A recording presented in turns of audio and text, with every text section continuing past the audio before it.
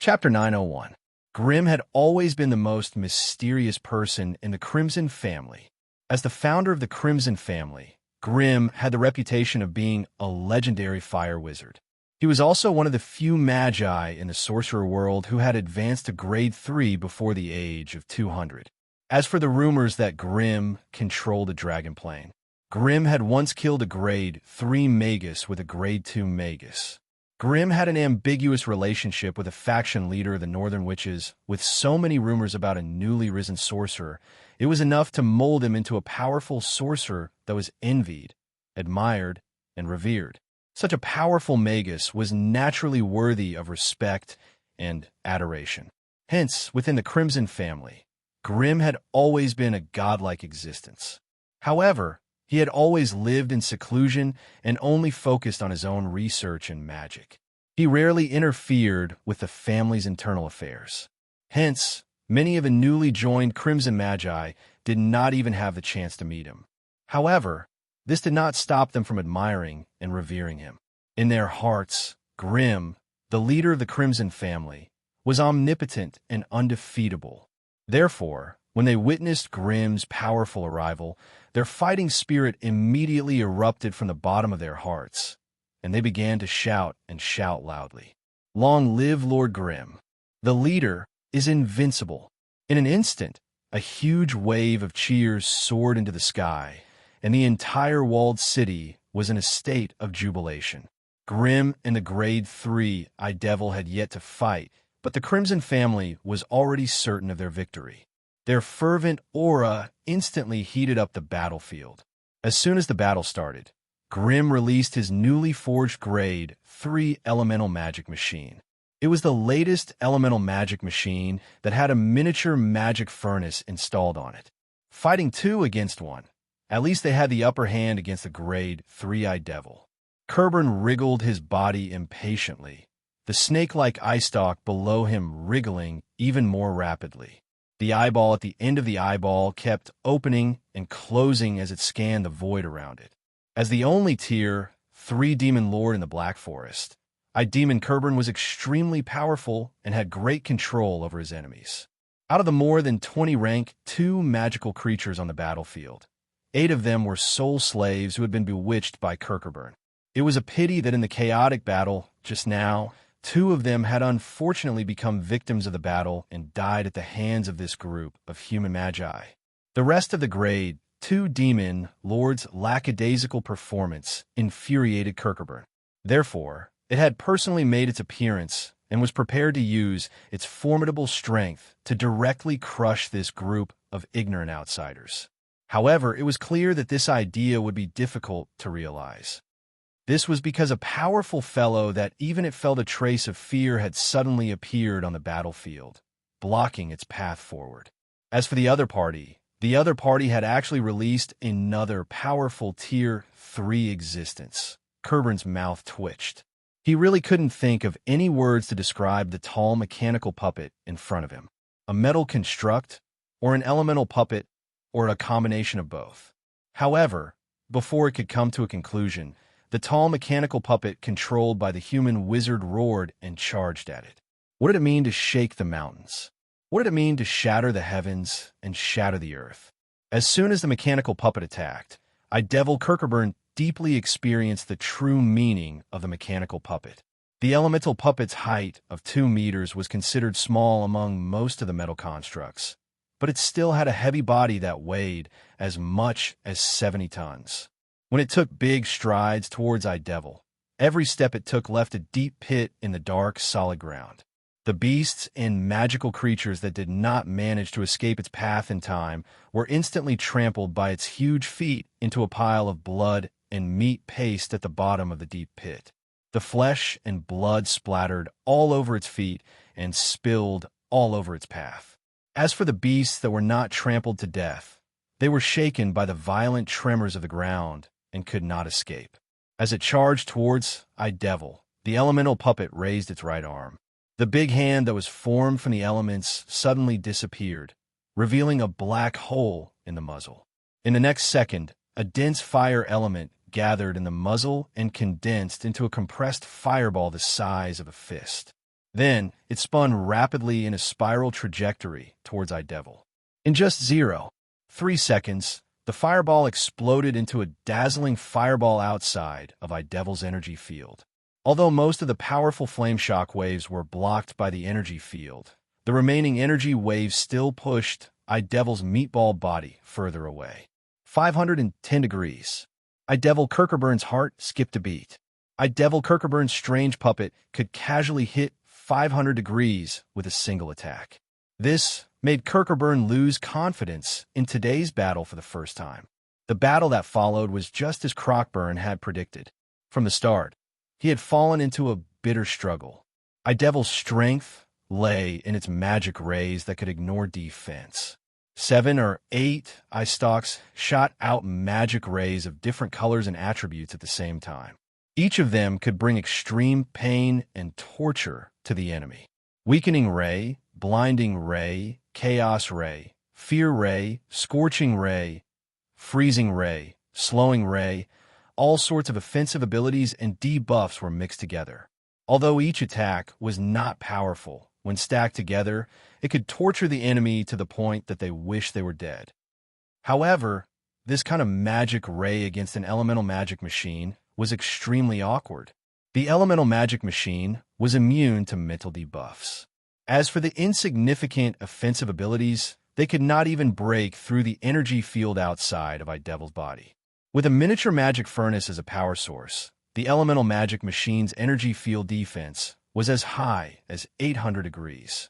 There was no possibility of it running out of energy. This meant that if Idevil Kirkerburn could not attack with more than 800 degrees, he would not be able to break through the energy field in an instant. When it came to energy destruction and replenishment, how could Idevil's compound attack compare to the miniature magic furnace?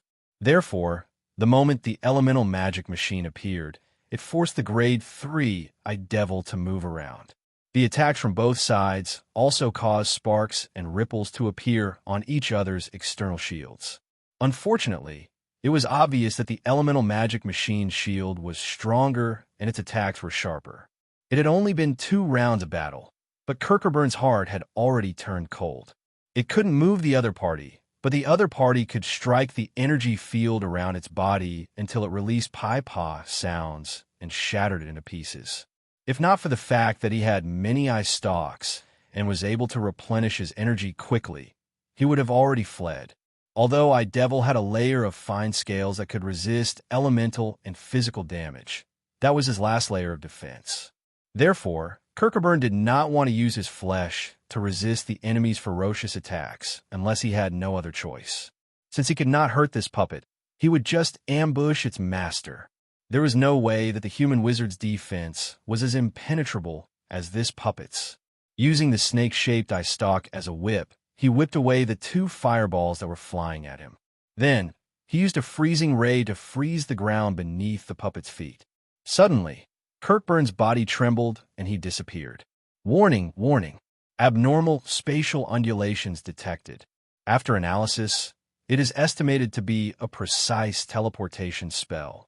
Teleportation coordinates, XXX, XXX. Grim, who had been watching coldly from 200 meters away, smiled faintly. His body blurred, and he flashed 50 meters away.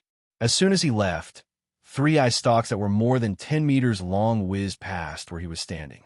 Idevil had just emerged from the spatial layer and regained her vision, and she once again locked onto Grim's position.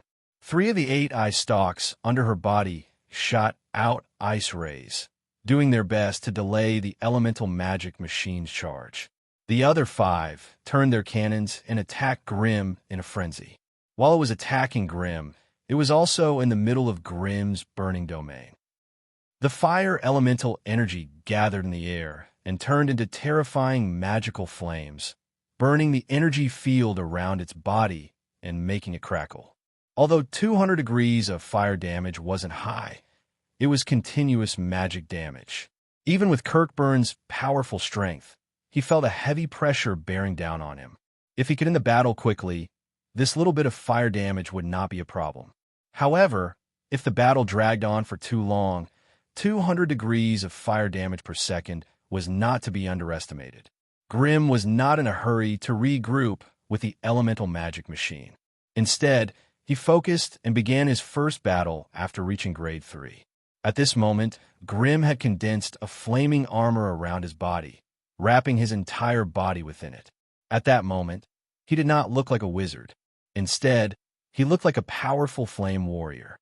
He wore a flaming armor and wielded a flaming shield and a flaming spear. Under the concentrated magic rays of Devil Kerburn, he calmly dodged left and right and counterattacked. Under Grim's blue eyes, the magic rays were as dense as a web and were aimed at him. Although the space between the rays seemed to be airtight, there were still gaps in space that could be passed through. If Grim had Mary's extraordinary agility and reflexes, he would naturally be able to stroll through the rain of bullets. With his current agility, he could not control his body to perform such a difficult maneuver. He could only rely on the small flame jets hidden in various parts of his flame armor to quickly escape the attack range of Devil. His immediate counterattack was a flame spear formed by the flame shaping spell. Occasionally, he would cast some grade 3 berserk fireballs. As for the more powerful meteor burst, it took too long to cast, so Grim gave up on it. Chapter 902. Although this human wizard was not as indestructible as the elemental magic machine, he was still powerful enough to make one despair. 70 to 80% of the magic rays he shot out hit nothing but air, dodging all of them with his strange footwork. The few magic rays that landed were also blocked by the flame shield on his left hand and the lava armor on his body. His attacks could not threaten the wizard, but the wizard's attacks caused Kirkburn great pain. The flame spears that he casually conjured were destroyed by the magic rays, leaving Devil unscathed. However, the rank 3 berserk fireballs had frightening attack power. The 330 degrees of flame damage, coupled with the strange fire poison and ice flame effects, made it difficult for Devil to defend. If it weren't for the protective scales on the surface of his body, Devil would have been injured by the wizard's attacks. Just as Devil Kerburn was busy dealing with Grim's attack, an earth-shattering roar came from behind him. Then, an indomitable giant stomped on the ground and rushed toward him with an unstoppable momentum. It was a great humiliation for the elemental magic machine to be blocked by Kirkburn's continuous ice rays for 7 seconds. The elemental magic machine might not care about this, but the fire clone hidden within it was gnashing its teeth in anger. Under the violent output of Devil's magical energy, the space within 10 meters of the elemental magic machine began to distort and shatter. The ice rays that could slow down its movement instantly lost their effect, allowing the elemental magic machine to charge at Devil without any resistance. Although Kirkburn was strong in melee, he was still no match for a metal magic machine in terms of strength. Therefore, he gathered his energy without hesitation, planning to move out of the elemental magic machine's attack range again. However, the elemental magic machine would not let him go so easily this time. Under the fire clone's control, the elemental magic machine raised its right hand and grabbed at Devil. As the magical elements in the air gathered, an earth-shattering elemental hand took shape in an instant and punched at Devil viciously. Devil was caught off guard, and the magical energy that he had just gathered was scattered by the impact. The energy field outside his body only lasted for less than 0 to 3 seconds before turning into fireflies that filled the sky. Then, the elemental iron fist ruthlessly smashed into his body. A large part of the 2-meter-wide body had been beaten into a depression, and the sound of flesh exploding and scales breaking could be heard clearly. Devil's round, fleshy body was sent flying away for over half a mile like a rubber ball. The mouth in the middle of her body widely opened and a thick stream of blood spurted out like a fountain. Although its soft but tough spherical body helped it dissipate most of the violent force, the remaining force still caused it to suffer heavy losses. Before Devil could recover from the violent attack, a scarlet figure teleported over and a violent fireball exploded into a huge fireball on the surface of Devil's body. Howl, an ear-piercing mental shriek, exploded in the minds of all living beings. Those who had mental defense or tenacious mental power were fine. They only felt their heads sink and suddenly felt a little dazed. As for the humans and beasts, black snakes of blood flowed out of their eyes, ears, mouths, and noses. Then they fell to the ground inexplicably. One-eyed devil was severely injured. The mental shockwave that erupted did not discriminate between friend or foe. The humans and goblins in the city were protected by a large range of elemental barriers, so part of the power was dissipated. Therefore, although many people fell to the ground, they were only injured and not killed. However, the horde of beasts that had gathered outside the city without any cover or protection suffered heavy casualties under the terrifying mental shockwave. If someone were to look down from the sky at this moment, they would be able to see that in the area closest to the battlefield, the dense crowd of beasts seemed to have been slashed by a death scythe, and a large number of them fell down uniformly. Only a few beasts managed to survive, and they were still struggling and wailing on the ground. The beasts that were quietly waiting for the result of the battle between the two level 3 powerhouses were instantly thrown into chaos. Countless beasts ignored the powerful beasts and fled to the nearby forests. The powerful level 1 and level 2 beasts began to scan the battlefield suspiciously, and they began to think of retreating. However, at that moment, as the fireball slowly dissipated, a devil Kerberon's huge body appeared once again.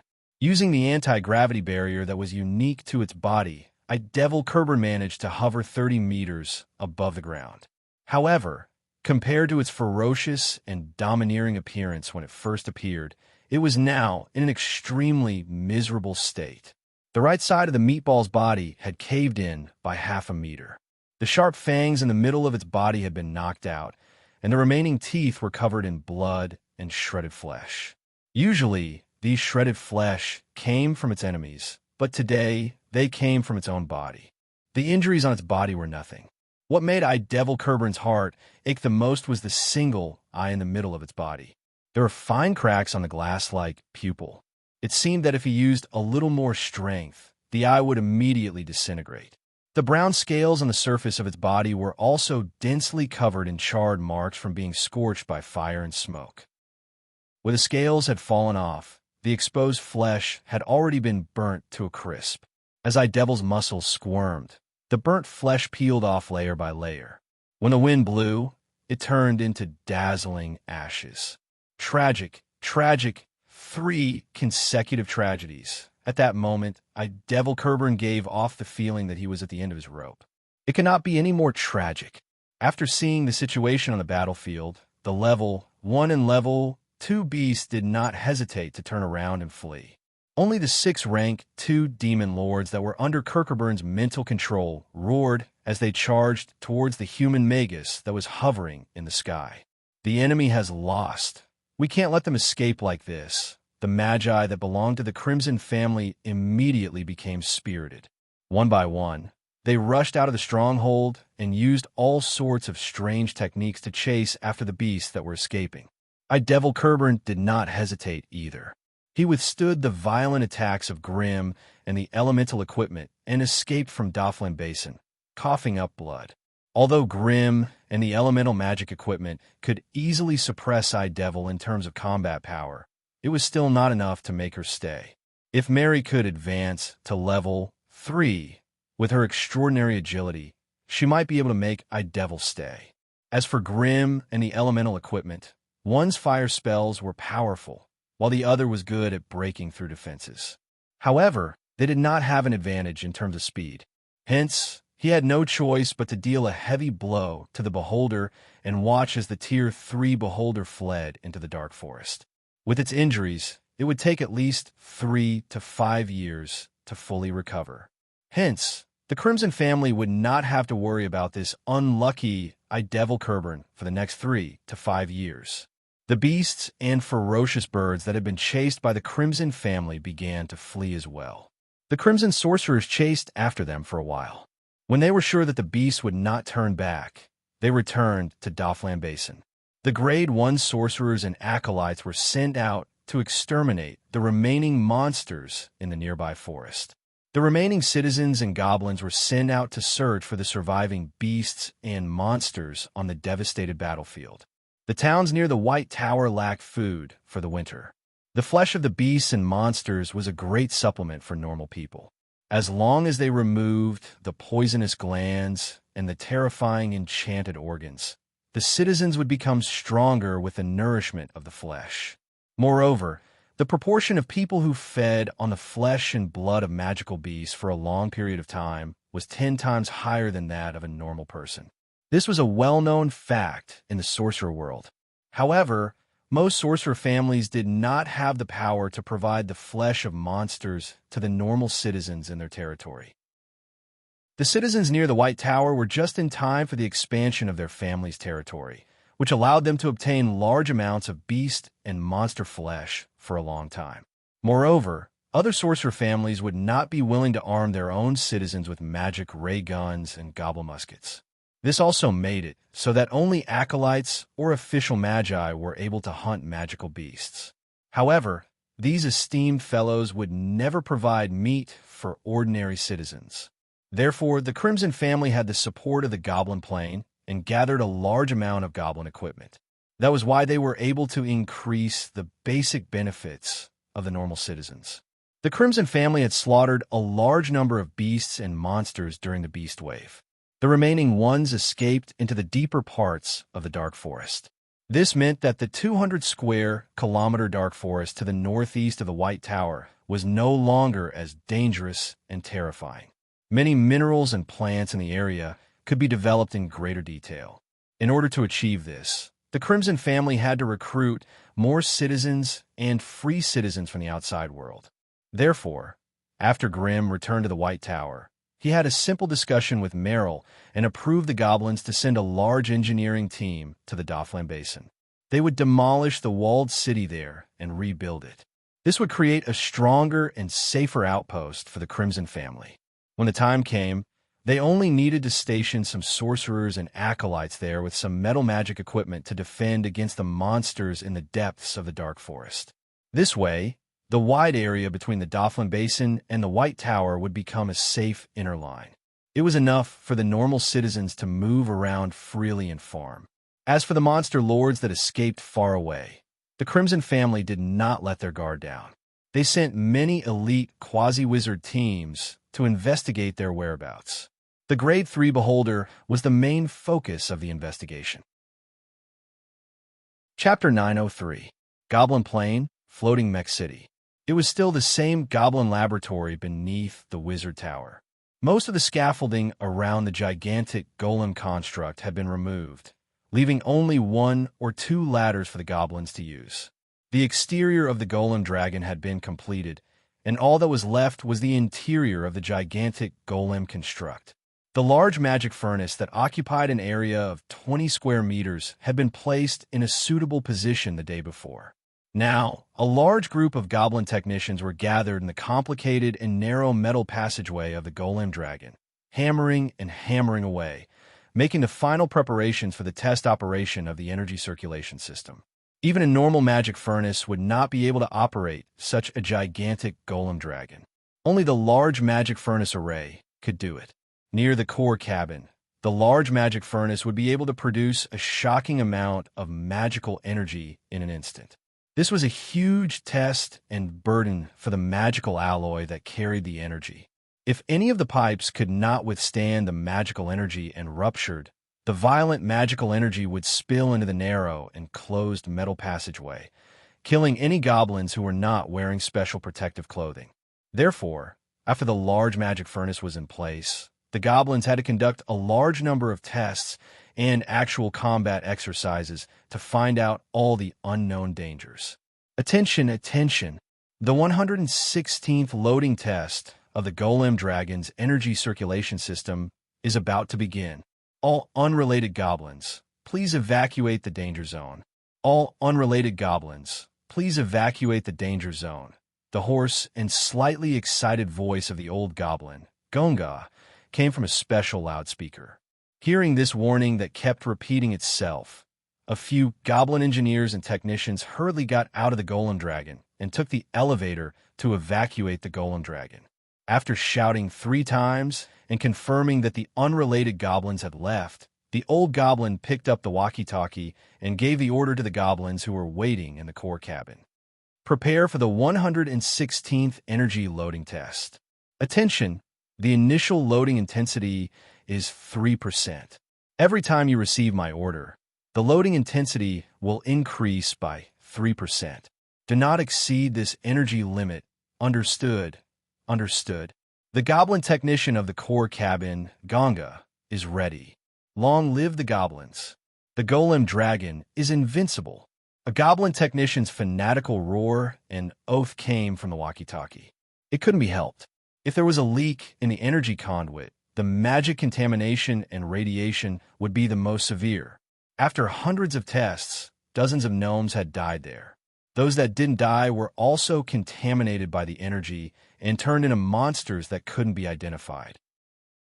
Even so, out of their enthusiasm for mana and hope for the rise of the gnomes, groups of gnomes volunteered to become members of the Suicide Squad.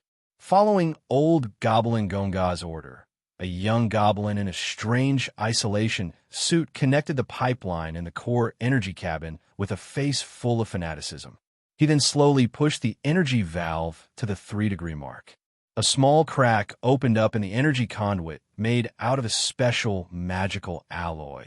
The berserk magical energy stored within the magical furnace seemed to have found a vent as it rushed into the energy conduit with a strange whistling sound, before wantonly colliding within the conduit and quickly dispersing to the outside world. Along the way, the strange magic runes engraved on the energy pipes were quickly lit up and spread to every part of the magical puppet dragon along the complicated pipes layer by layer. The narrow metal passageways inside the magical puppet dragon immediately let out creaking noises, as if the energy conduit was slightly deformed due to the pressure.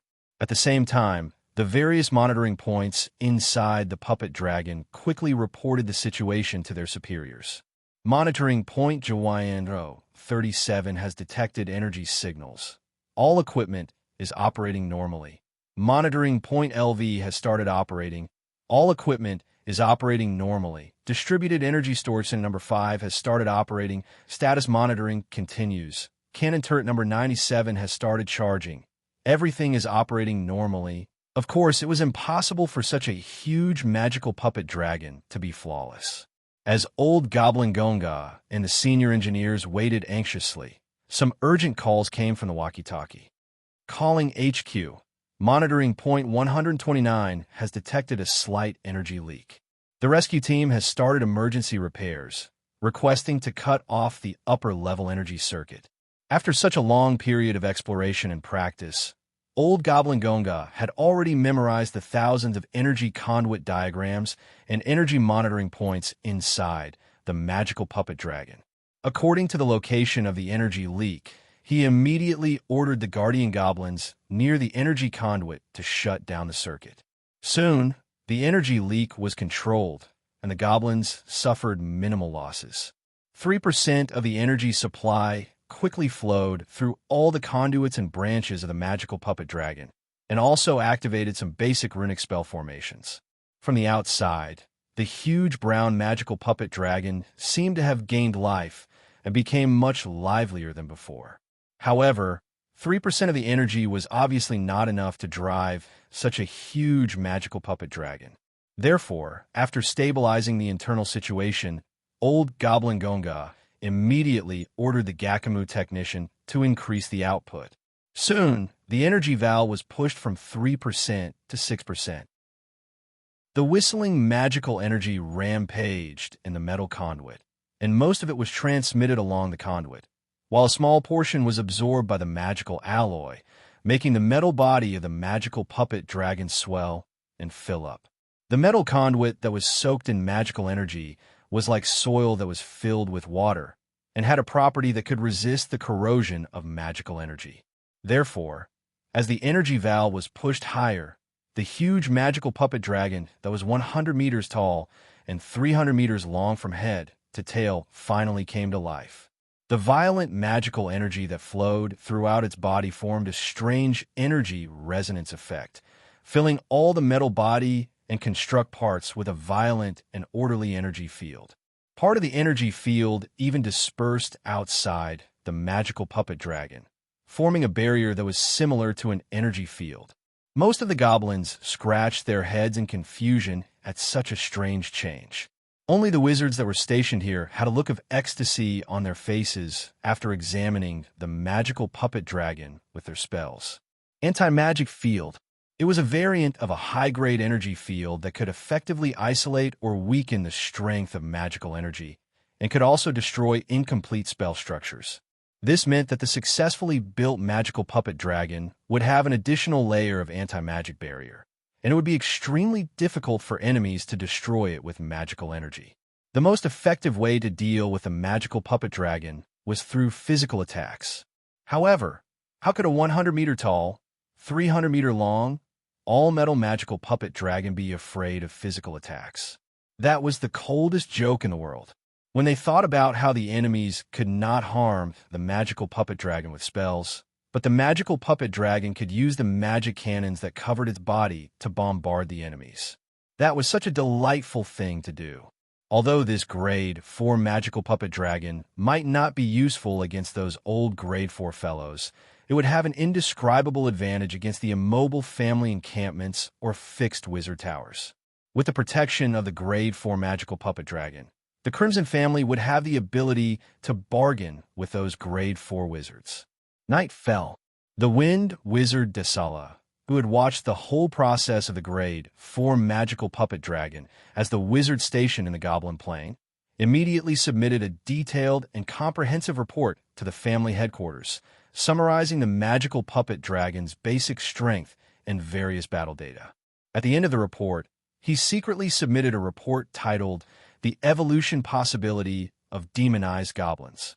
As the highest wizard station by the Crimson family, the Wind Wizard Desala sensitively noticed that the goblins who had actively participated in the magical puppet dragon's construction were showing signs of demonization.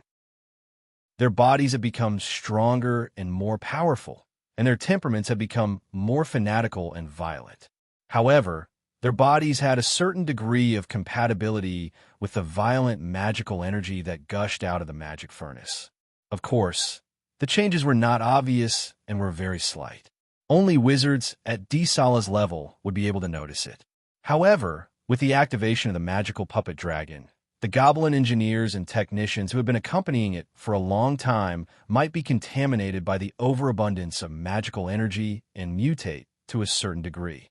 This was undoubtedly something that the wizards were very interested in. Lance Plain, the everlasting capital. It was still in the core hall of the giant steel tower. The huge brain monster that occupied nearly half of the hall was wriggling, while the clone brain, Gru, stood in front of the glass-light shield, communicating with it silently. I just received news that the Goblin Plains construction of the magical puppet dragon has been successfully activated. What the hell is that magical puppet dragon? All of its basic stats are shockingly low. Even with such a powerful magic furnace, it's only a mid-grade 4 trash. If those resources were in my hands, I would definitely be able to build a top-grade 4 pinnacle product. What's the point of saying all this? That Grimm has always been on guard against us. Why would he invest so many resources into the Eternal Capital? If he didn't want to borrow our large-scale magic machinery manufacturing technology, he wouldn't even let us build the cruiser mothership. Oh, right. What's the progress of the 6 cruiser motherships? When will the 6 magic furnaces he promised arrive? The 6 cruiser motherships have already left the production line. They're currently being assembled in the workshop to temporarily install magical weapons. It's estimated that they will be completed in 2 days. When the time comes, I will personally ask for those magic furnaces. In your opinion, will that Grimm allow us to build the Metal Titans? Don't even think about it. Grimm allowing us to build the cruiser motherships is already his bottom line. After all, the cruiser motherships are only auxiliary magic machinery of war. As for the Metal Titans, I really doubt that he has enough Kair's alloy to support such a huge project. Moreover, if we want to build them, just the metals that we secretly excavated from the Lance Plain are definitely not enough.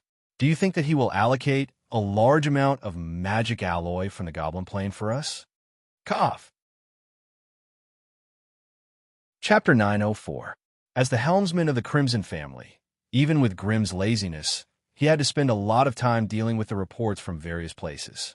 There were requests for resources, proposals for research projects, requests for leave, routine work reports, job briefings. In just 2 to 3 days, the wide wooden table in Grimm's residence was filled with thick stacks of documents from within the family and various factions. With the thickness and height of these documents, Grimm was really worried that he would be crushed to death if they collapsed. In the past, most of these things were handled by Gargamel and Meryl. Now, Gargamel had been dragged away by the ear by the forest demon, worrying all day about Amelia's mutation. Even the internal affairs of the Blazing Flame Monarch had been neglected.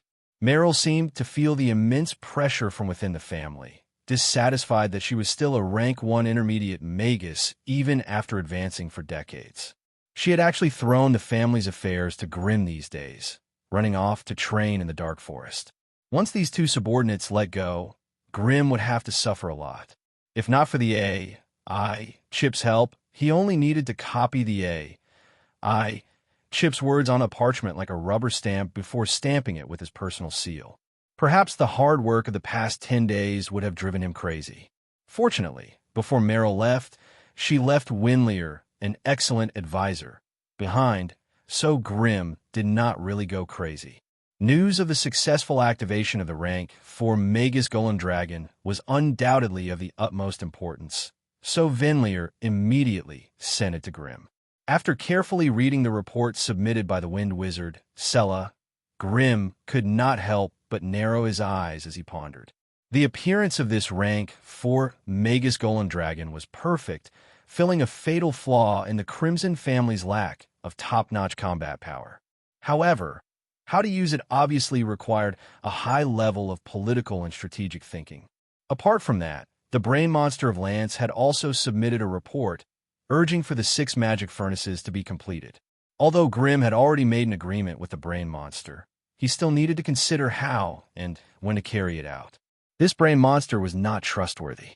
If he strengthened its subordinates too much, Grimm was worried that it would take over the Lance plane and leave the Crimson family behind. It was precisely because of this that Grimm did not allow the Brain Monster to have any ideas about the Golem Dragons and Metal Titans. In addition, the Thunder Dragon arms, the Emerald Female Dragon Aratina, and a large number of green dragons were also an additional force to intimidate the Brain Monster. As long as the Brain Monster did not rebel and cut off the connection between the Crimson family and Lance Plane, Grimm would allow it to do as it pleased. However, if it wanted too much, Grimm would not mind teaching it a small lesson. In the past, before Grimm reached Tier 3, he could only try his best to rope in and appease Tier 3 brain monsters. However, now that he had the strength of a Grade 3 Divine Warrior, he had the ability to punish them at crucial moments. Therefore, Grimm's attitude towards the Type 3 brain monster was rather subtle. However, Grimm seemed a little restless today. He was indifferent to these important matters of the family. Instead, he focused all his attention on a certain place in the higher levels of the Flame Monarch's Wizard Pagoda. Mary had not stepped out of her residence for many days. She had even turned on the defensive spell formation to isolate all information from the outside world. Even with his authority in the Wizard's Pagoda, Grimm could barely sense that her soul ripples were still active, though they were fluctuating more intensely. Half a year ago, Mary had already reached the peak of Tier 2. After the battle at the Tower of Destiny, she seemed to have benefited greatly. She had locked herself in a secret room the moment she returned and never showed herself again. According to Grimm's calculations, she would not be so foolish as to attempt to level up now. After all, reaching Tier 3 was a huge threshold for a wizard. Those below Tier 3 were considered low level, and those at Tier 3 were considered high level. As a result, the sorcerer's soul would undergo a drastic change that would leave one speechless. Grimm had already made a series of preparations for Mary's advancement. He had even sealed the Tier 3 vampire and sent it to Mary. But this silly woman still had to tell me before she advanced, so that I could be mentally prepared in advance. But thinking about Mary's personality, Grimm could only shake his head in regret. Impulsive, reckless, hot-tempered, easily angered. These were Mary's most distinctive traits. After Grimm advanced to Tier 3, even though Mary appeared to be unusually happy, the stubbornness in her heart could still be clearly seen. This could be seen from how passionate and fiery she was in bed. Now, she also had hopes of advancing to Tier 3. With her personality, it was already commendable that she could suppress her restlessness and wait until this moment to advance. That was why Grimm had not left the Flame Monarch's Wizard Pagoda even after such a huge change had occurred in the Gnome Dimension. He had to guard the Flame Monarch and the secret room at all times to prevent the outside world from disturbing Mary's advancement. Now that he thought about it, Mary's advancement should be coming to an end. Within the secret room, this place had already turned into a sea of blood. Putrid blood rose from the large pool of blood in the middle of the secret room, spreading to every corner of the room. Every time the crimson mist reached the walls of the secret chamber, it would be repelled by an overflowing layer of magic barrier. The blood in the large pool rippled, putrid and sticky. The energy contained within was so dense that it left one speechless. The giant dragon souls bound by the wizard formation would occasionally transform into their dragon forms, raising their necks and letting out mournful roars. Unfortunately, no matter how much they struggled or roared, they could not break free from the pool of blood. They could not escape the tragic fate of their dragon blood essence being slowly absorbed by their enemies. Above the pool of blood, an elderly noble dressed in luxurious clothes was bound in the air by 4 or 5 silver chains. The coarse chains pierced through his collarbone, ribs, shoulder blades, wrists, and feet, rubbing against his flesh and causing the wounds on his body to remain unhealed. Droplets of viscous dark red blood continuously fell into the pool of blood below him. Every drop that fell into the pool would create a terrifying bloodstorm. In the depths of the dark and thick pool of blood, a blurry figure was at the bottom of the pool, silently absorbing the surging blood energy that was on the verge of exploding. The leap from rank 2 to rank 3 was a leap in essence, and a huge change in one's origin. If rank 1 sorcerers were cannon fodder in planar wars, then rank 2 sorcerers were the strongest among the cannon fodders. As for rank 3 sorcerers, they could be considered qualified soldiers for planar expeditions. Although they were still far from being able to give orders, they were no longer cannon fodder that could be casually thrown away. Mary's vampire physique belonged to the ranks of bloodline sorcerers. Their advancement speed was fast, but they had to bear the shackles of the bloodline shackles. If not for Grimm's capture of the old vampire Hennis Vick, Mary would not have been able to advance to rank 3. With Mary's vampire physique, it would have been almost impossible for her to advance to rank 3. Now, what Mary needed to do was to suck the old vampire Hennis Vick dry. Using the old vampire's blood to cleanse and purify her bloodline, she could break the bloodline shackles and advance to rank 3. If she directly absorbed all of the old vampire's blood, with the strength of a rank 3 vampire, she could easily turn the tables and devour Mary. That was why Mary needed this high-quality blood pool to cleanse and purify the old vampire's soul aura so that she could gradually absorb everything from him. In a corner of the secret room, the blood coffin that Grimm had meticulously made for her was ready. After she absorbed everything from the old vampire and all the blood energy in the blood pool, she would enter the blood coffin and fall into a long slumber. With the help of the mysterious spell formation on the blood coffin, Mary would be able to smoothly advance through the long slumber. This advancement process was tailor-made for her by Grimm, and it was completely different from other vampires. Grimm made use of his familiarity with Mary and the old vampire to design such a simple-minded promotion process, almost ignoring all possibilities of human error. As long as Mary's innate talent was not too bad, her chances of advancing would be as high as 89%, according to this process. However, it was still unknown when Mary would be able to break out of the coffin, so Grimm could only silently guard the blazing flame monarch and wait for the good news. And this wait lasted for 7 years. 7 years later, Within the secret room, the blood mist that pervaded the room had long since dissipated. The huge blood pool on the floor had dried up, and the rippling blood could no longer be seen. There was only a layer of black powder, 3 fingers thick at the bottom of the pool. The old vampire bound by the silver chains had died a long time ago. The flesh on his body had long since faded away, leaving only his broken bones and tattered robes hanging in the air, not moving at all. The strange blood coffin in the corner of the secret room that had not moved for 7 years began to sway slightly with a strange creaking sound. Moments later, the sounds from within the blood coffin became more and more obvious. Finally, the person in the coffin exerted force, and the tightly sealed coffin lid creaked to the side, revealing the pitch-black space within. Soon after, a snow-white, delicate, and beautiful female hand rested on the edge of the coffin. Perhaps the owner of the small hand was suffocated by the turbid air in the coffin.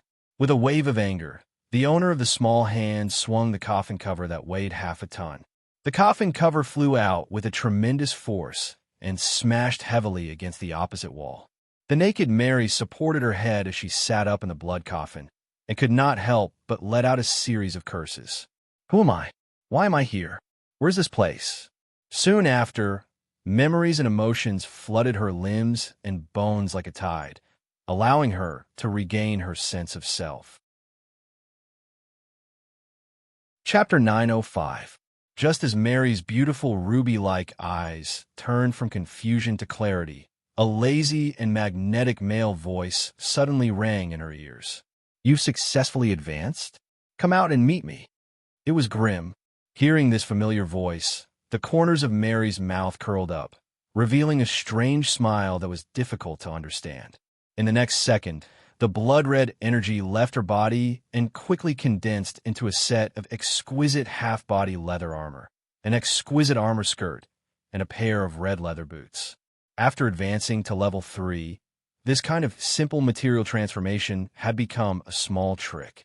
Other than being unable to imitate magic items and special metals, she could almost replace any ordinary items with blood energy. This kind of high-grade elemental transformation was also an ability unique to high-grade sorcerers. Compared to alchemy's material transformation, the basic material formed by alchemy was more stable and had the same properties as the original material. On the other hand, the basic material formed by high-grade sorcerers only had the shape, but the structure was not stable. Once this leather armor left Mary's body, it would disintegrate and return to its original blood elemental energy within a short period of time. Inside Grimm's residence, Mary walked in with her head held high, her face full of pride and unconcealable pride. Grimm gently closed the thick book in his hand and squinted his eyes as he carefully looked at Mary for a long time. Finally, he sighed in relief. Level 3. You've finally reached level 3. After 7 years, Grimm's appearance had not changed at all. He was still as handsome as ever. However, with the precipitation of time, his youthful and lively face also had a faint trace of elegance and solemnity. While he was handsome and compelling, he also had the prestige and dominance of someone who had been in a high position for a long time. As if she was dissatisfied with Grimm's words, Mary raised her eyebrows slightly, and a hint of anger appeared on her delicate and charming face. What? Are you worried that I won't be able to get through this? Mary gritted her little canine teeth as if she was about to devour someone. A little. Grimm smiled faintly and said straightforwardly, to be honest, there is too little information about the advancement of the blood breeds in the books. I can't guarantee that all the methods I have prepared will work. So, now you have doubts about my strength. Mary's tone gradually began to rise, and a dangerous light flashed in her eyes. I'm not doubting your strength, but I'm worried that your potential will be affected if you're not prepared enough. Grimm was not stupid. Seeing that Mary was about to pounce on him, he quickly changed his tone. Unfortunately, he still underestimated Mary's competitive nature. Mary screamed and rushed over, grabbed Grimm's collar, and dragged him outside. You dare to doubt my strength? Let's go to the magic practice room and have a spar. Grimm laughed, and suddenly reached out to hold Mary's waist. He whispered in her ear, "If you want to fight, why bother going to the practice room? Come with me." With that, the two of them disappeared on the spot. When they reappeared, they were already on top of a towering cliff in the Black Forest. The top of the cliff was flat and covered with green moss and vines. Looking around, there was a boundless sea of trees and rustling pines. Lush greenery covered the vast Black Forest, covering the entire land. A few small yellow and green birds of unknown names flew past the treetops, raising their necks and letting out long and sharp chirps. Amidst the beautiful natural scenery, there was a trace of tranquility and peace. Although Mary did not have Grimm's powerful spiritual force, which allowed her to observe everything in her surroundings with a glance, her rank 3 perception allowed her to detect that there were no powerful and ferocious magical beasts in the surroundings. "Where is this?" Mary raised her head and looked into the distance, watching the bright red setting sun at the edge of the forest that was about to sink below the horizon. 230 kilometers east of the blazing flame monarch. Grimm smiled. "As for this place, I call it Green Cliff. The terrain here is so good, it's impossible that there aren't any magical beasts here. There used to be a windhawk nest here, but I caught it and brought it back. Anyone who can build a nest here is probably no small fry." "Grade 2 or 3? "Grade 3. Mary turned around and smiled charmingly. "Looks like you've improved very quickly over the years. You can even easily take down Grade 3 magical beasts now." Grimm shook his head and smiled wryly. "Why don't I feel happy at all when I hear your praise? Don't tell me you really want to fight?" "Of course. I have to." Mary gritted her teeth. "I've said it before. If you can defeat me, I'll listen to you. Otherwise." Grimm opened his mouth to argue, but a feeling of extreme danger suddenly enveloped his body. Although it wasn't fatal, if he couldn't dodge it, he wouldn't have a good ending. Without hesitation, Grimm's body suddenly exploded, turning into flames and disappearing on the spot. A slender, blood-red claw streaked through the flames, leaving behind a bloody mark. 200 meters away, flames flashed as Grimm condensed his body with the help of the fire elemental energy that had gathered. However, as soon as he appeared, he was startled. He lifted up his left sleeve and discovered 3 deep wounds on his upper arm. Fresh blood flowed out from the wounds, drenching his entire arm in blood. What a fast attack! Grimm furrowed his brows. He didn't expect to be injured by Mary, even though he had dodged so quickly. Flames flickered on Grimm's arm, and the pure fire energy from the heart of the powerful Balrog surged into the wounds on his arm. With a light crackling sound, the blood on the wound was washed away. Only then did the bloody wounds begin to close. On a distant cliff, Mary gently licked the traces of blood on her claw and smiled at Grimm. "What? You're not looking down on me, are you? If you're not careful, I'm afraid you'll suffer even more." Grimm could not help but laugh. He had finally begun to take this fight seriously. As the flames surged, the burning corona, the flame emblem, the fearless, the ashes, the fire dragon breath, and the lava armor appeared on Grimm's body one after another.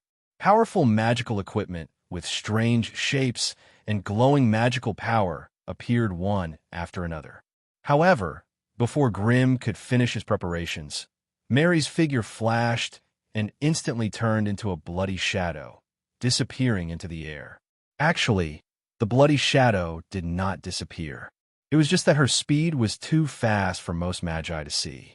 Even if magi had spiritual force perception, under the interference of Mary's phantom clones, they would be shocked to discover that there were more than a dozen of Mary's life auras in the air.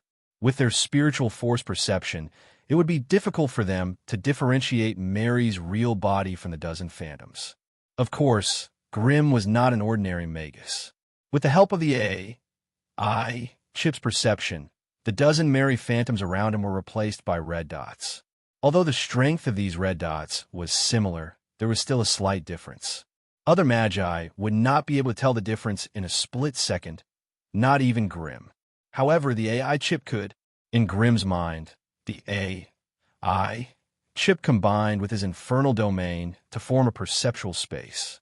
A number of red dots finally linked together to form a strange and unpredictable route. His opponent's ultimate goal was, Grim shouted and suddenly turned around.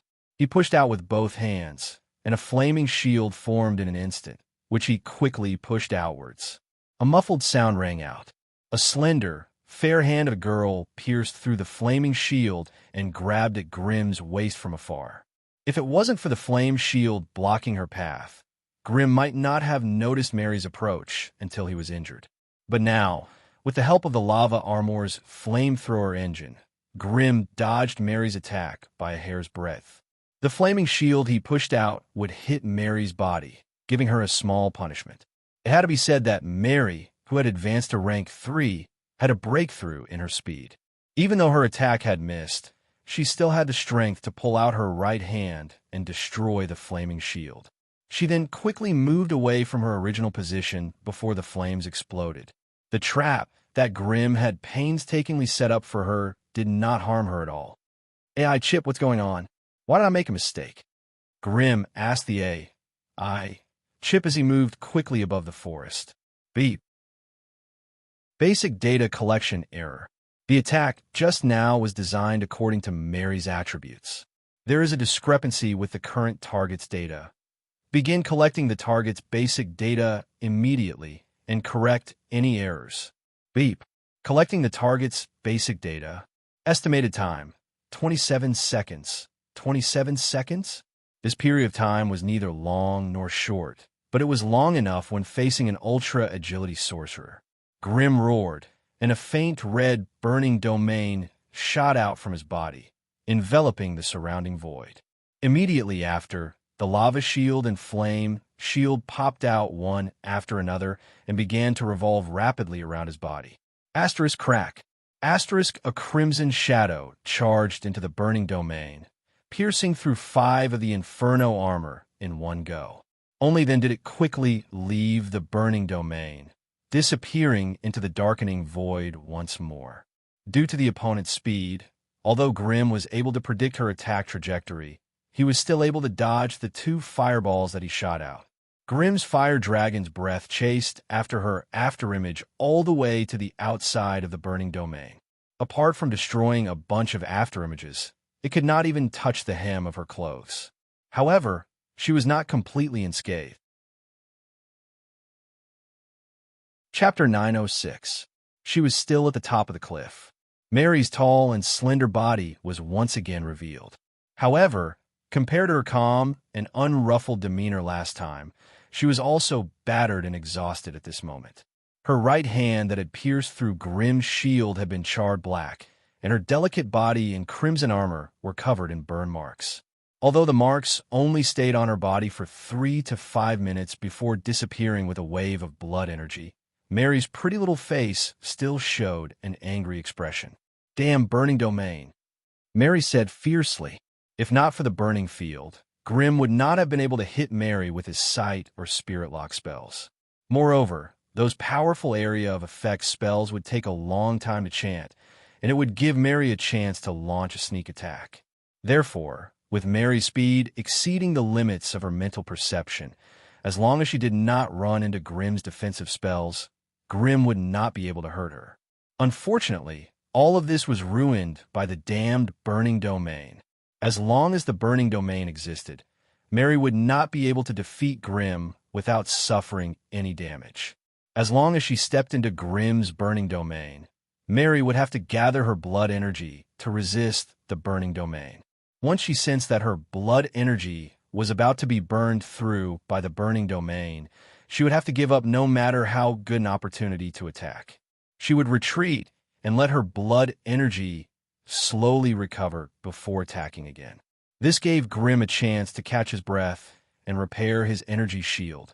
In Mary's eyes, Grim was like a big monster with thorns all over his body. If she wanted to attack his body, she would have to endure the terrifying feeling of thousands of thorns piercing her body. In the past, she and Grim were allies, so naturally, she did not notice this hateful thing. But now that she had become his enemy, Mary was just like her previous enemies. She hated Grimm's burning domain to the extreme. Fire resistance talisman, crimson crystal, flame flower, fire dragon leather armor. After this battle, I will get these things even if I have to spend all my money. While cursing inwardly, Mary spread her bat wings and stepped on the void, quickly circling around Grimm. She knew that Grimm's flames could add fire poison and ice flame effects at will. If he was careless and got frozen in place by the ice flames, he would not be able to withstand the opponent's attack with his newly evolved defense. With the powerful attack power of a Grade 3 fire shaman, 2 to 3 seconds was more than enough time for him to destroy himself. Therefore, Mary must carefully choose the angle and position of the attack, and must not give the opponent a chance to counterattack. From the looks of it, she had the upper hand in the battle. She could advance and retreat whenever she wanted, and Grimm could do nothing to her. However, if he made the slightest mistake, this battle that concerned his reputation would be over in an instant. There was no chance of fluke. But what chance would there be if he just circled around and didn't attack? Only by taking risks time and time again, and using his continuous attacks to force Grimm to reveal his flaws, would he be able to create an opportunity for victory. However, this kind of attack was also two-sided. While bringing danger to Grimm, he was also putting himself in danger. However, with Mary's personality, how could she be afraid of a dangerous challenge? Like a bloody ghost that was everywhere, Mary turned into a bloody shadow that was hard to be seen by the naked eye, shuttling through the forest and the void. It was undoubtedly very difficult to keep up with such a fast-moving bloody shadow. Therefore, every time Grimm's mental force struggled to chase after Mary's bloody shadow, Mary would shake off his mental force and break into the burning domain from an unexpected angle. She would then rush to Grimm's side and wreak havoc. Before Grimm's mental power could reach her, Mary would escape from the burning domain like a gust of wind and turn into a bloody shadow that flashed in the surrounding void. Every time this happened, Grimm would hurriedly replenish his magic shield, and Mary would use her blood energy to quickly heal her burnt body. Without sufficient means to deal a fatal blow, the battle between the two sides could only descend into this kind of pointless attrition. This kind of attack went on for a few rounds, and both Mary and Grimm could not help but feel a little annoyed. One was an extremely fast super agility magus, and the other was a powerful fire magus. Both sides had their own advantages and disadvantages, and each had their own specialties. Once they were entangled together, they would be evenly matched, and it would be hard to tell who would win. Beep. Target's data has been collected. Mary, initial grade 3. Profession, bloodline magus, vampire. Stats, strength 15, vitality 17, agility 31, spiritual force 21. Profession skills, embrace, blood shackles. It had to be said that as a vampire magus, apart from her 31 points in agility, her other stats were obviously weaker. Perhaps if she was given more time to nourish and sharpen her skills, she would be able to make the data even better. However, it was still too arrogant to challenge Grimm with such strength. Grimm had been distracted by the AI chip's data collection, and he had been on the defensive most of the time. Now that the data had been collected, there was no point in dragging the battle any longer. Thus, without hesitation, Grimm unleashed his true strength. He raised his hand and slapped the fire dragon's breath pendant on his neck. An earth-shattering fire dragon's breath burst out in all directions, instantly engulfing most of the space around him. Mary, who had turned into a bloody shadow, darted left and right among the surging flames. She was almost unharmed, but there were not many places for her to dodge in the void around her. Grimm also turned into a streak of flames and began to chase after Mary's bloody shadow in the air. The pair of ash boots on his feet also ignited with a bright yellow flame, leaving a trail of burning footprints in the void. With Grimm's 13 points in agility, chasing after Mary, who had 31 points in agility, was no different from a clumsy seal chasing after a dragonfly. Apart from a wave of pleasure, there was no other effect. Mary did not expect Grim to use such a clumsy method to chase after her. Thus, she became playful and ran in front of Grim to provoke him to chase after her. Thus, the two chased after each other in the air near the cliff, causing the dark sky to turn red once more. The auras of the two Grade 3 powerhouses clashed wantonly on the battlefield. Once the monsters nearby sensed the familiar aura, they immediately fled without looking back. In the past few years, Grim had harmed many powerful monsters in the Dark Forest in order to hone his combat skills. Almost all the famous Grade 3 lords within 1,000 miles of the Blazing Flame Monarch had been challenged by Grim. Either the monsters were beaten to the point of abandoning their lair and fleeing, or Grim was beaten to the point of covering his head and fleeing back to the Blazing Flame Monarch. However, no matter the outcome, Grim was always alone. He did not summon any companions, nor did he summon that powerful elemental equipment. That was why Grim had used his own strength to scare off the surrounding monsters. Grim now had many different methods of combat, so why would he waste his efforts? However, Mary did not know about these things. Thus, just as she was trying her best to provoke Grim and launch a surprise attack on him, she finally stepped into a trap. In a battle between Grade 3 powerhouses, even if there was no physical contact between the two, their spiritual force would always be locked onto each other's bodies. Even if they were occasionally lost, they would quickly lock onto each other, not giving the other a chance to escape their senses for a long time. Hence, it was extremely difficult to leave a trap for the other party to fall into under such circumstances. However, today, Grim had openly dug a trap for her under Mary's watch, and she had stepped into it without even noticing. The trap was a concealed flame spell formation. The material used to construct the trap was the burning footprints left behind by Grim's ash boots in the air. The messy footprints that Grim had left behind when he charged in randomly actually formed a concealed flame spell formation that spanned 100 meters. When Mary rushed into this space without noticing anything, nearly 100 flaming footprints flashed simultaneously in the void, and a hazy and illusory flame spell formation wrapped around Mary. What she feared had come true. Mary's strength lay in her terrifying speed that no one could match. The trap that Grim had left behind was obviously meant to limit her speed.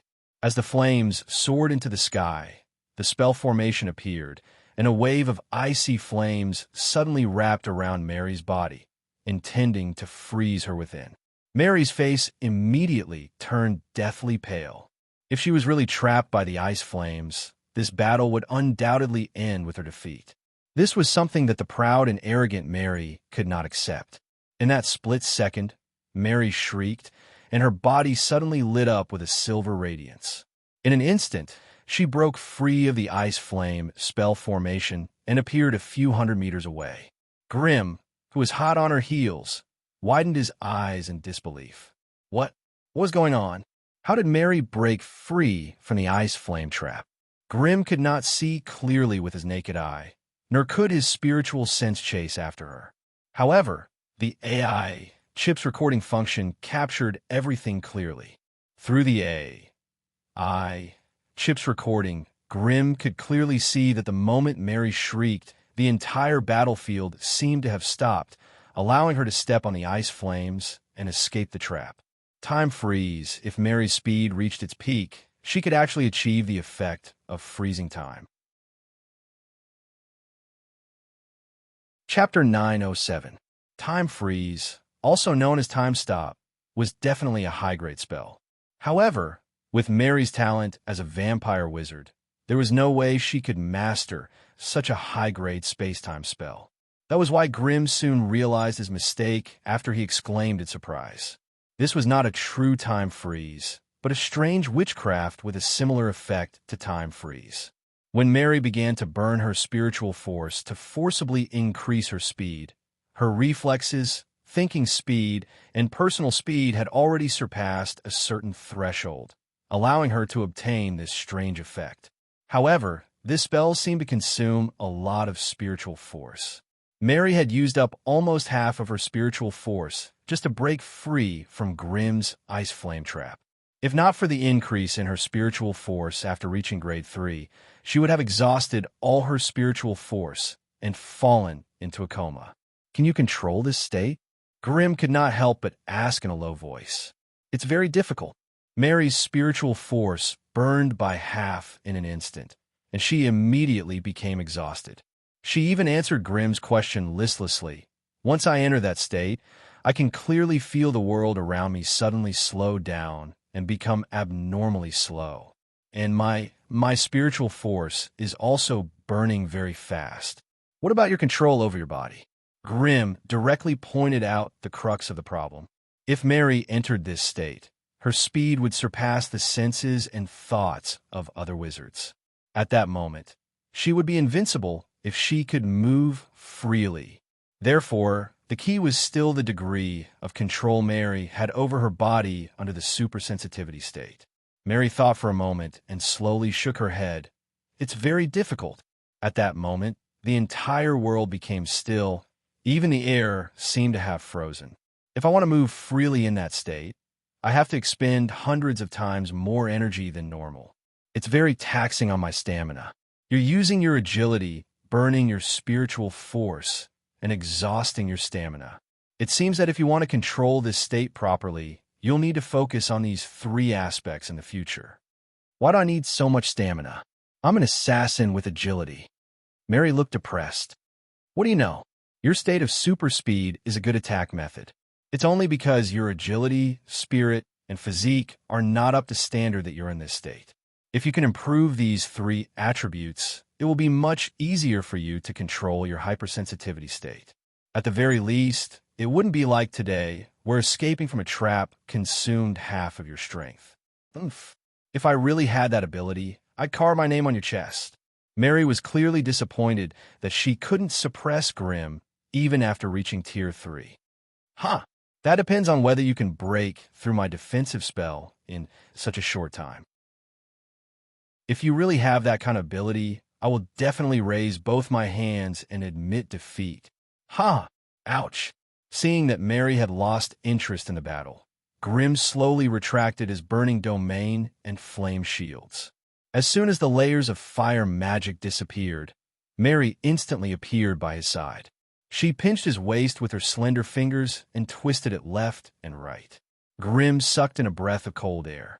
This was the first time he felt that he had withdrawn his defenses too early. Bring me back.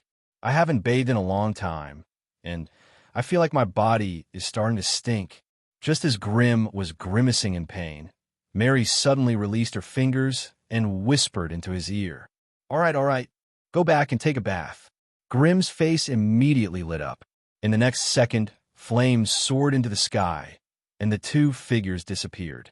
As the magic flames were extinguished, the surroundings once again fell into a deathly stillness. News of Mary successfully advancing to Tier 3 caused a huge commotion within the Crimson family. The appearance of a second Magus at Tier 3 meant that the Crimson family's foundation had become even more solid. In the central part of the continent, in the entire scattered tower forest, other than the super families that were overseen by the Old Fellows, the Crimson family could be considered the strongest of the newly risen families. Yes, even if the Crimson family had 2 magi at Tier 3 and controlled more than half of the Lovis region, it was still established less than 100 years ago. Hence, in the eyes of many magi, it was still a nouveau riche. In terms of foundation, the Crimson family was still a distance away from the truly large families.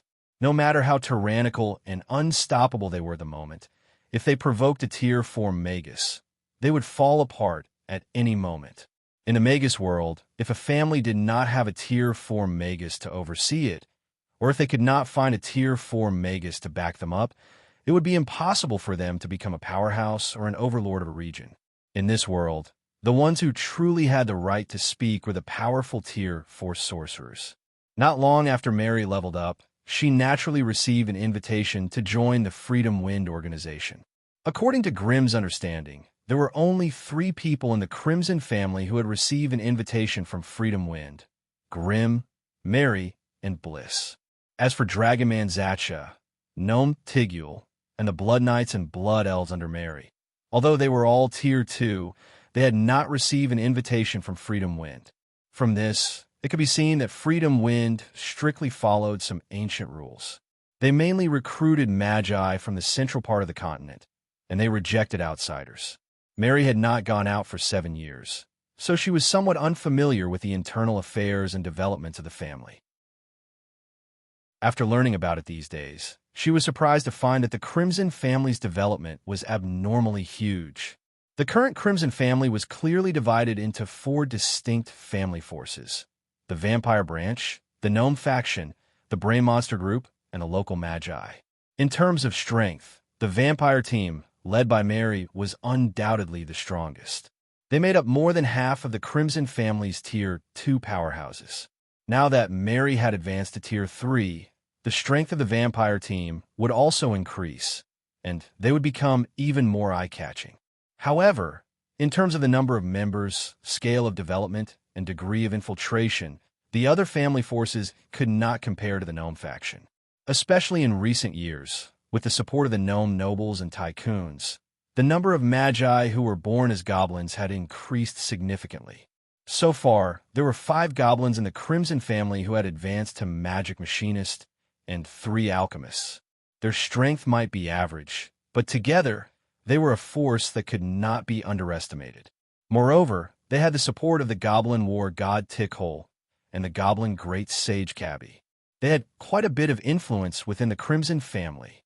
Especially in recent years, the Crimson family had been actively expanding their forces, building their own intelligence and resource collection system.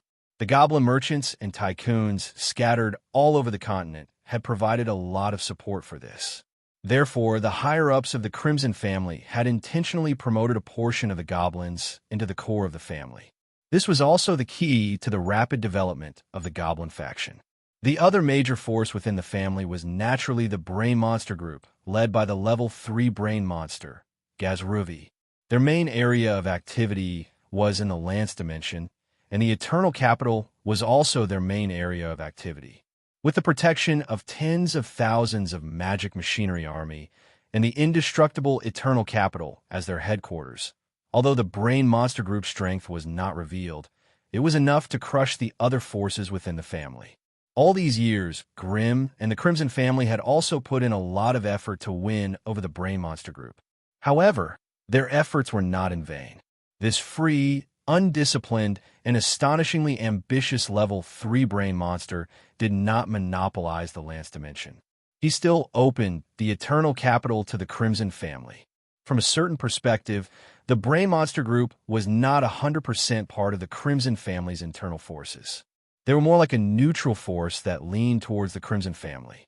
As for the last branch, it was actually the local Magi force that supported the Crimson family. However, the nurturing and advancement of Magi was so difficult, so their growth speed could not compare to the other 3 branches. However, the Crimson family's roots were in the Magus world, so the Magi's position was unshakable. Although this local Magi force was weak, they still held a mainstream position within the Crimson family. Whether it was the head butler of the Crimson family Gargamel, Meryl who managed the White Tower, or Decella who oversaw the Goblin Plane, their positions were not high, and their strength was not outstanding. However, they firmly controlled the Crimson family's words. Naturally, the one supporting them was the legendary Tier 3 Fire Shaman, Grimm. All these years, although Grimm rarely left the Blazing Flame Monarch in order to protect Mary, his strength was clear for all to see. Although it hadn't been long since he advanced to rank 3, with the help of his powerful elemental equipment, he was one of the more powerful magi in the central continent. As for the Crimson family, they had also encountered some dangers in the past. However, ever since the Crimson family had transferred a Tier 4 metal puppet dragon back from a demi-plane, the dangers and undercurrents had vanished without a trace. What was considered strength in the Magus continent? Rank 4 magi were. As long as a family had a rank 4 Magus protecting it, it meant that it would never fall and no one would dare to challenge its authority. It was the same for the rank 4 metal golem dragon. Chapter 908. The Crimson family was unique among all the other Magus families. Taking everything into account, it had only been 50 or 60 years since it was first known to the world until now. What was 50 to 60 years to a Magus family? For a common territory, a dynasty might have just ended.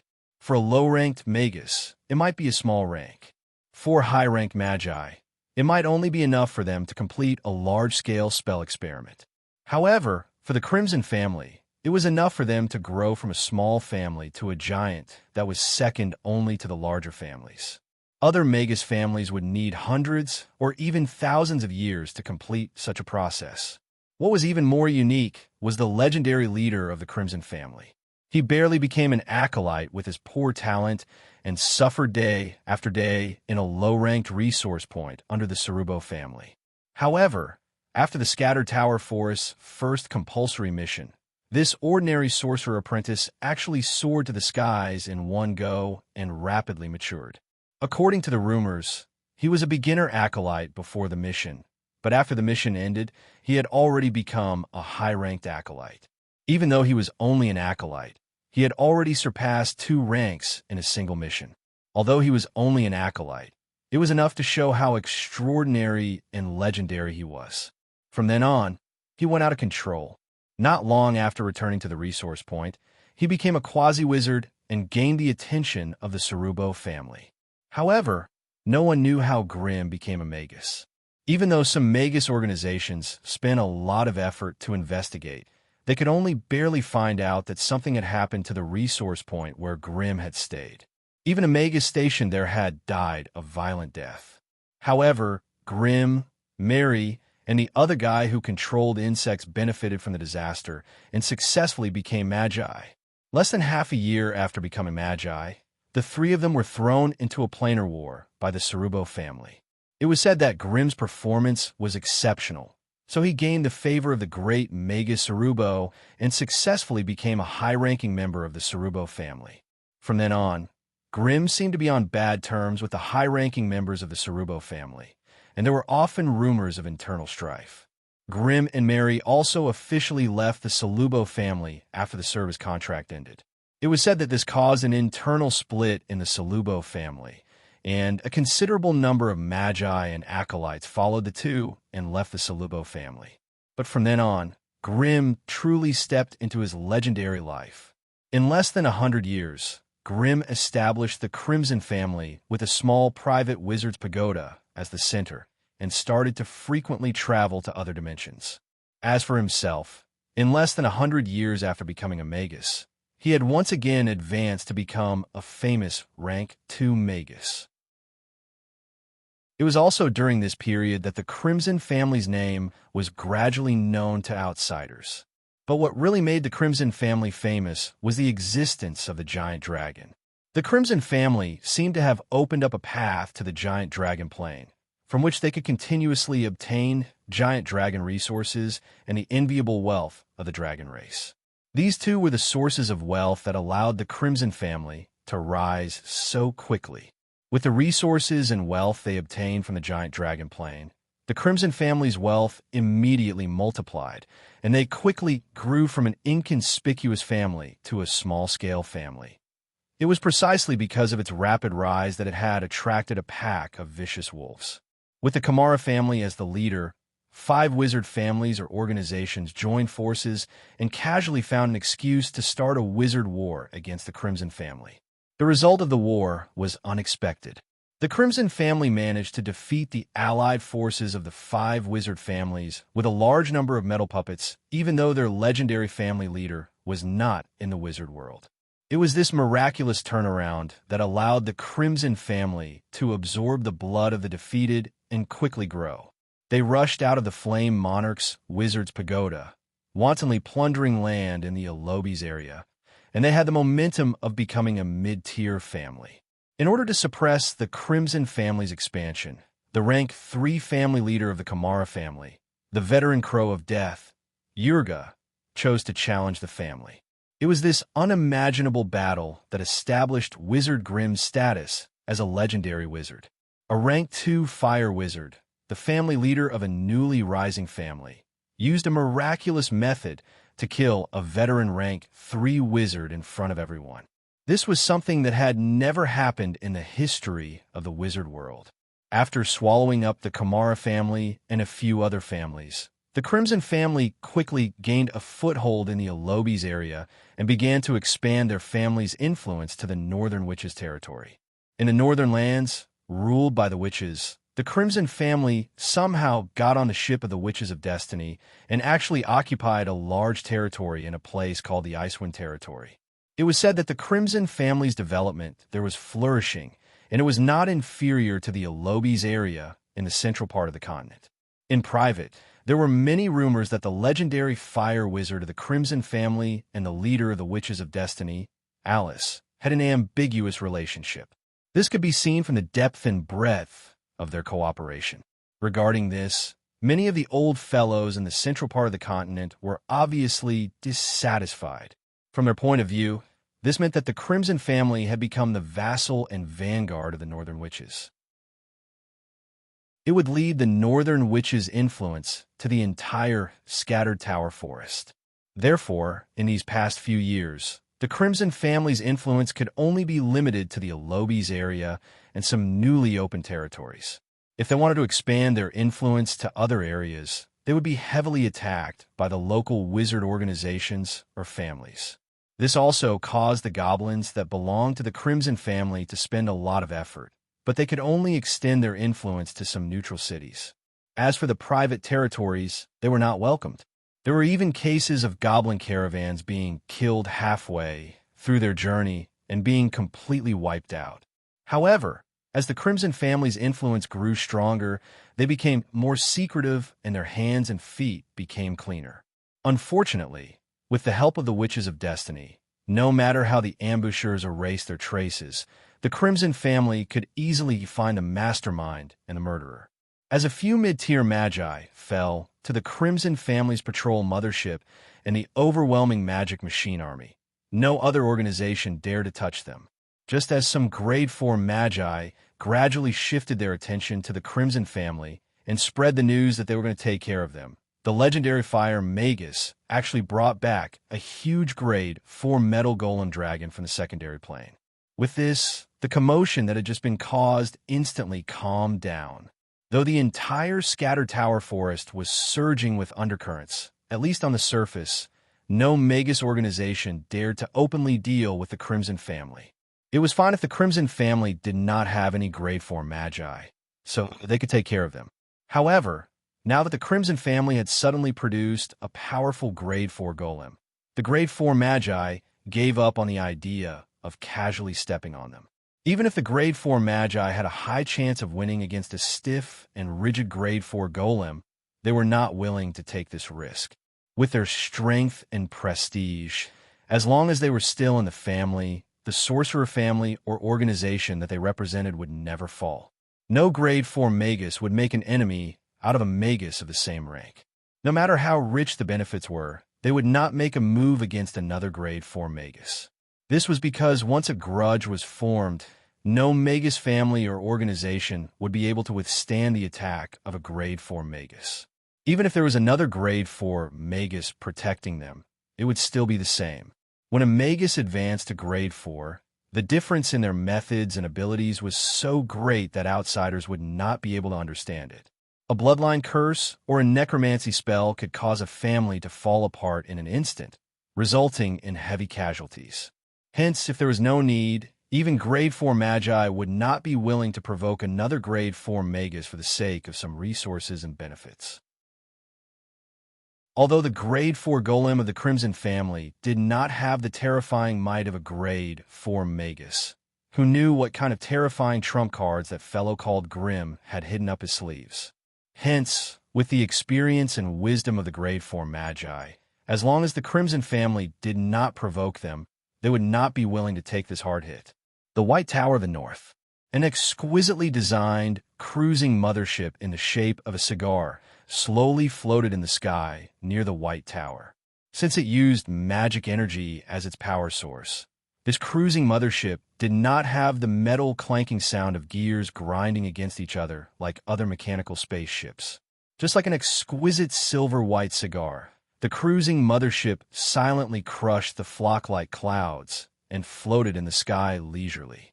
The goblin magician Locke Jr. stood on the edge of the ship with his legs crossed, looking down at the dark forest, the tall ancient trees, the undulating mountains, and the lakes that passed by quickly. As a newly promoted magus, with his qualifications and strength, he naturally did not have the qualifications to control such a powerful mothership that was full of magical technology. However, considering his goblin background, Wizard Merrill still transferred him to the cruising mothership to work under the grade 2 Knight Soros. Knight Soros was the captain of the cruising mothership, and Locke Jr. was only one of the 3 magi on the mothership. Their mission was to patrol the dark forest between the White Tower and Doffland City. Chapter 909. The silver-white Kiwa glided across the sky leisurely. It was currently afternoon, and the sky was filled with thin clouds. As the turbulent airflow ejected from the bottom of the patrol mothership, the white clouds were torn apart and crushed, dragging out a cloud path that was several kilometers long behind it. At the end of the horizon, only half of the setting sun was visible above the sea of trees. A refreshing and gentle breeze caressed one's face, giving off a warm and peaceful feeling. The size of the mothership was much larger than the previous floating ship. The deck alone was the size of 2 football fields. However, there were only a dozen people who could move freely on the deck. Most of them were sorcerer apprentices, while the rest were mercenaries and merchants who were heading to Doffland City to make a living. The Vandal King, a small magical machine that was more than a meter tall, circled around Locke like a clumsy metal puppet. From time to time, it would touch Locke with its metal pincers. Meanwhile, it had been murmuring, which mixed with the buzzing noises made by its metal gears, shafts, and levers, giving people a feeling that it was noisy and boisterous. The Vandal King's appearance was not eye-catching, and it was even a little ragged. Most of its body was not covered by its metal shell. However, it was Locke's most important partner in battle. Under Locke's control, the Vandal King could quickly change its size and switch to its true combat mode. At that time, it would be 3 meters tall, and its body was densely covered in spinning blades and energy blades. When it charged and broke through enemy lines, it would not be any weaker than the melee magical machines. When necessary, it could also switch to long-range sniper mode and use a large mana ray gun and an improved goblin rocket to cover the enemy's fire. Therefore, at least 70% of the attack power that Locke the Goblin Magician could unleash came from this crazy-looking, worn-out strange machine. Above Locke's head, there was a floating disc with a diameter of 0.5 meter. At this very moment, it was not in a state of combat, and so the blades at the edge of the floating disc had been retracted into its body. Only a single metal eyeball poked out from beneath its body, looking around randomly. Due to the magic furnace installed inside, the energy supply was sufficient. Therefore, the patrol mothership still had the energy to raise a transparent force field around the hull, isolating the oncoming high-altitude wind. Otherwise, ordinary humans like mercenaries and merchants wouldn't be able to stand on the flight deck. Not to mention the typhoon-level winds. Just the temperature loss brought by the airflow was enough to freeze a person into a popsicle. But now, these human mercenaries and merchants could stroll leisurely on the flight deck, occasionally bending over to look at the fleeting forest scenery below them. That kind of contentment and leisure was something that could not be enjoyed anywhere else. Just as Wizard Locke was about to set up his lounge chair and coffee table, enjoying his afternoon tea, a tall and beautiful figure blocked his view. "Hey, little Locke, you're slacking off again." He didn't even need to open his eyes to know that it was his new friend, Magic Archer Sando, just by listening to the sweet voice. During the battle at Doffland Basin, little Locke had risked his life to save Sando from being injured by the ferocious monsters. Therefore, as soon as the battle ended, Sando invited little Locke to the bar for a night of drinking. After a while, the two of them had become friends and partners that transcended species. Little Locke pushed up his dark green goggles, revealing his charming little eyes, and waved his little fists in annoyance. "Stand to the side, tall one. You're blocking my sunlight. Tisk, with your thick skin, it doesn't matter how much sunlight you bask in, it's none of your business. Little Locke turned around comfortably, letting the warm and beautiful sunlight fall evenly on his back. You're not going to take care of your face with your group of sisters, but suddenly came to find me. I'm sure you're up to no good. Tell me, what do you want? You know me well? Shorty, have you heard that a group of Catablipas has appeared near Doffland City? What? Catablipas? Locke got up from the recliner and asked. Where is it? Where? Catablipas was a type of monster. It had an ugly appearance, a wild boar's head, and a pair of antlers. Its thick and tough skin was covered with thorns, and its 4 short and sturdy limbs had strange horseshoes growing on them. Under normal circumstances, an adult Catablipas would only be a grade 1 monster.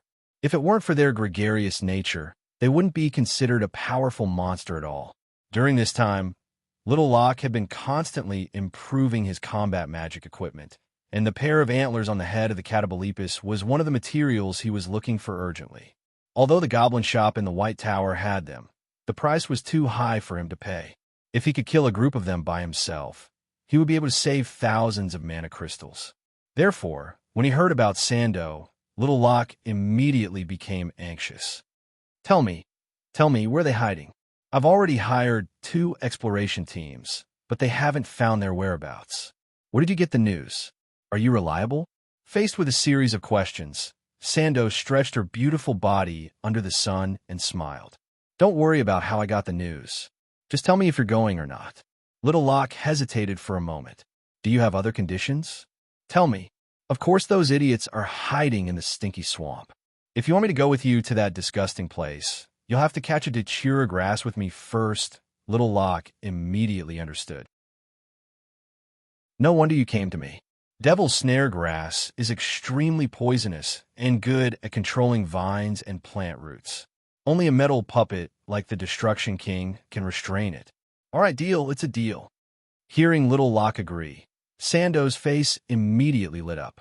Although the mandala grass was extremely poisonous and its insides were filled with sticky, tree-like blood, it was still an extremely valuable alchemy raw material. The medicinal liquid it produced could be used as a material for detection. If she sold it to the Witches of Destiny, the price would definitely be high. After the 2 agreed on the conditions, Sando was so happy that she lifted Little Locke up, spun him around, kissed him, and put him down. She then walked away with elegant cat-like steps. Little Locke's green face immediately blushed. At this time, the patrol mothership had already flown over the Doffland Basin. Its huge hull covered half of the sky. The startled 3-headed vultures and a flock of giant white birds spread their wings and fled into the distance. The faint sound of running beasts could be heard in the gloomy black forest, and the nearby forests became anxious. Even with the huge size of the patrol mothership, it was impossible for it to land on the ground. When it landed steadily and hovered 100 meters above the Doffland Basin, dozens of goblin airships of different shapes flew from the flight deck and slowly descended into the basin with a roar of steam. On top of them were nearly 100 human mercenaries and merchants, as well as a shocking amount of construction materials. At this moment, the Doffland Basin had become a huge construction site. More than 200 engineering magic machines were working hard under the command and control of the goblins, flattening the land and cutting down the trees.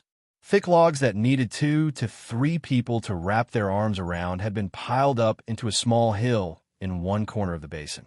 In a huge, empty space that had been cleared, tall metal punk-style buildings were rising from the ground. The goblins who were the construction workers wore safety helmets and commanded the engineering magic machines to enter and exit the site. Dust was everywhere, and noisy construction sites were everywhere. The whole Doffland Basin was about to explode. The patrol mothership HMS Kiwa traveled between the White Tower and Doffland City twice a day, delivering a large amount of construction materials and daily necessities. Therefore, its arrival made the Doffland Basin even more lively. As soon as Locke stepped off the Goblin airship with Vandal King and Smarty, he was stopped by the Goblin General Manager Jigsaw in a well-ironed uniform. Mr. Locke, if you have time, I hope that you can pay Father Mazik a visit. He seems to be looking for you. Also, Director Solbin of the venture capital company is looking for you. He said that the mithril ingots you ordered have arrived. Sando, who was standing beside Locke, was not interested in the trivial matters of the goblins. She poked him with her hand. Looks like you'll be busy for a while. Remember to find me at 7 tomorrow morning. As for the location, you should know. With that, Magic Archer Sando swayed her body and left. Because the construction site was too noisy, the Blood Elves who were stationed in the Doffland Basin had set up a small camp in the Black Forest to the west. So, when Sando arrived, she naturally went there to meet some of her close sisters. To be honest, it was extremely convenient to have some like-minded clansmen in a large force in any aspect. At least, Sando had more information than Locke. After waving goodbye to Sando, Locke grabbed a small goblin whose head only reached his chest and led the way. With his current reputation, there was almost no goblin in the goblin camp who did not know him. The small goblin was obviously one of the many young juniors chosen by the goblin plane to study, and Locke was undoubtedly his idol. So, the small goblin bounced around and brought Locke to the goblin shop opened by Father Mazik. Chapter 9-10. Mazik's father was an old gnome with a stooped back.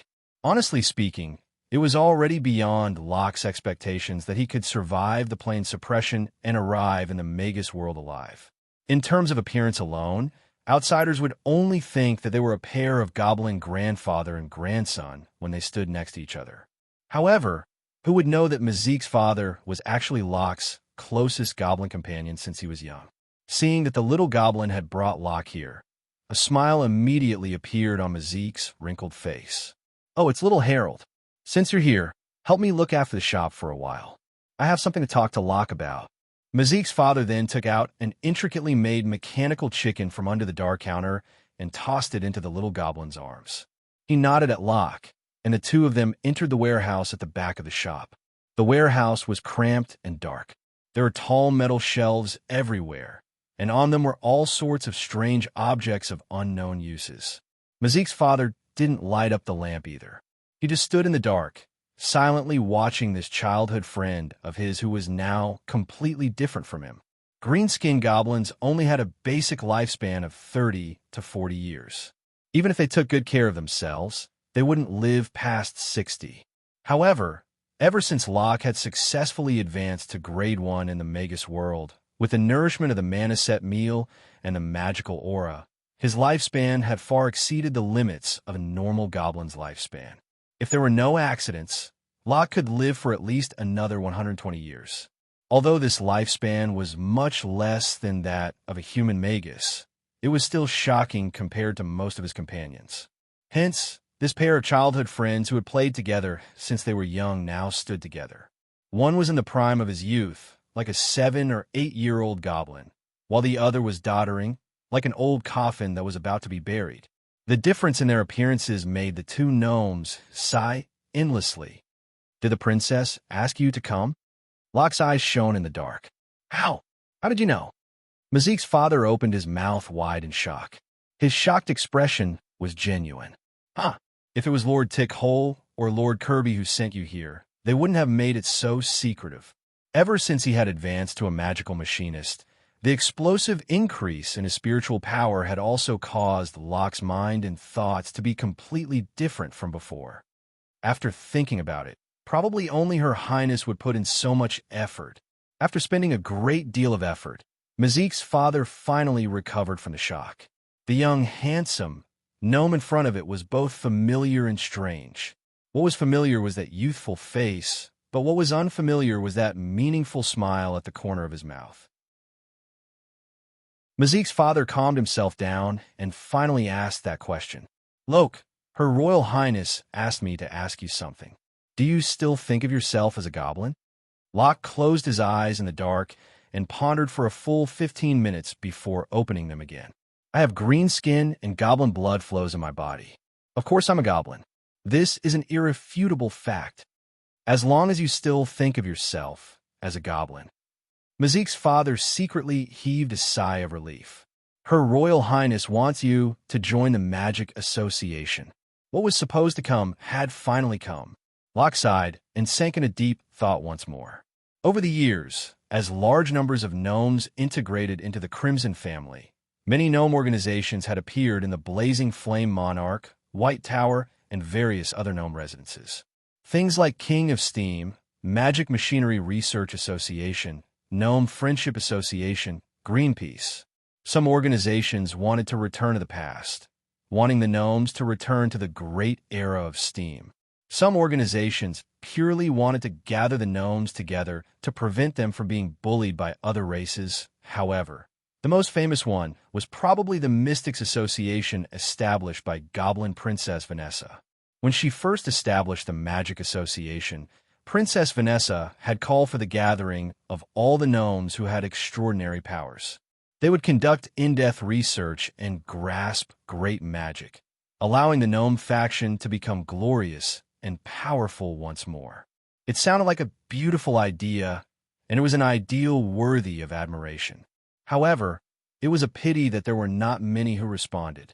Even the mighty goblin war god Lord Tigula did not join the Magic Association, much less a new magus like Locke. The great gnome sage Lord Cabby had even rejected Princess Vanessa's invitation. This had caused quite a commotion and discussion amongst the gnomes. Some said that it was a power struggle between the gnome bosses. Others said that Princess Vanessa's ambition was too great, and no one dared to get close to her, whatever the case. The Magic Association was successfully established in the White Tower under Princess Vanessa's strong request. Locke had heard from some sources that Princess Vanessa was trying to get close to Dean Ganga, wanting to pull the gnome engineers from the Magical Alloy Laboratory into the Magic Association. This confirmed Locke's suspicions. Princess Vanessa had not given up on the glory of the gnome empire. She wanted to seek a certain degree of independence and freedom, and the one she wanted to emulate the most was probably the brain monster Gaz, Lu in the Lance Plane. Magic Association. Princess Vanessa had probably placed all her hopes on magic energy. She thought that as long as the gnomes grasped magic energy, they would be able to break free from the control of magi and truly become independent. As a narrow-minded and short-sighted gnome, it was understandable for him to have such delusions and thoughts. However, as a newly advanced gnome, Locke's way of thinking and vision was completely different from other gnomes. What was magic energy? It was a mystical power that filled up the entire plane. Humans had relied on magic energy to give birth to magi and develop the great Magus civilization. The world of gods relied on the power of faith to give birth to gods of all sizes, and from there, they ruled over a region. Strong races in the universe like the Titans relied on their compatibility with magic energy to dominate the entire multiverse. So many races and worlds had relied on magic energy to become strong. Logically speaking, the gnomes should be able to do the same. It was a pity that the gnome plane was a rare plane with low magic energy. The environment, there was not enough to support a system of magic energy users. Hence, the gnome plane had embarked on a different path of development, steam machinery. It was a pity that compared to magic energy, steam machinery was too weak.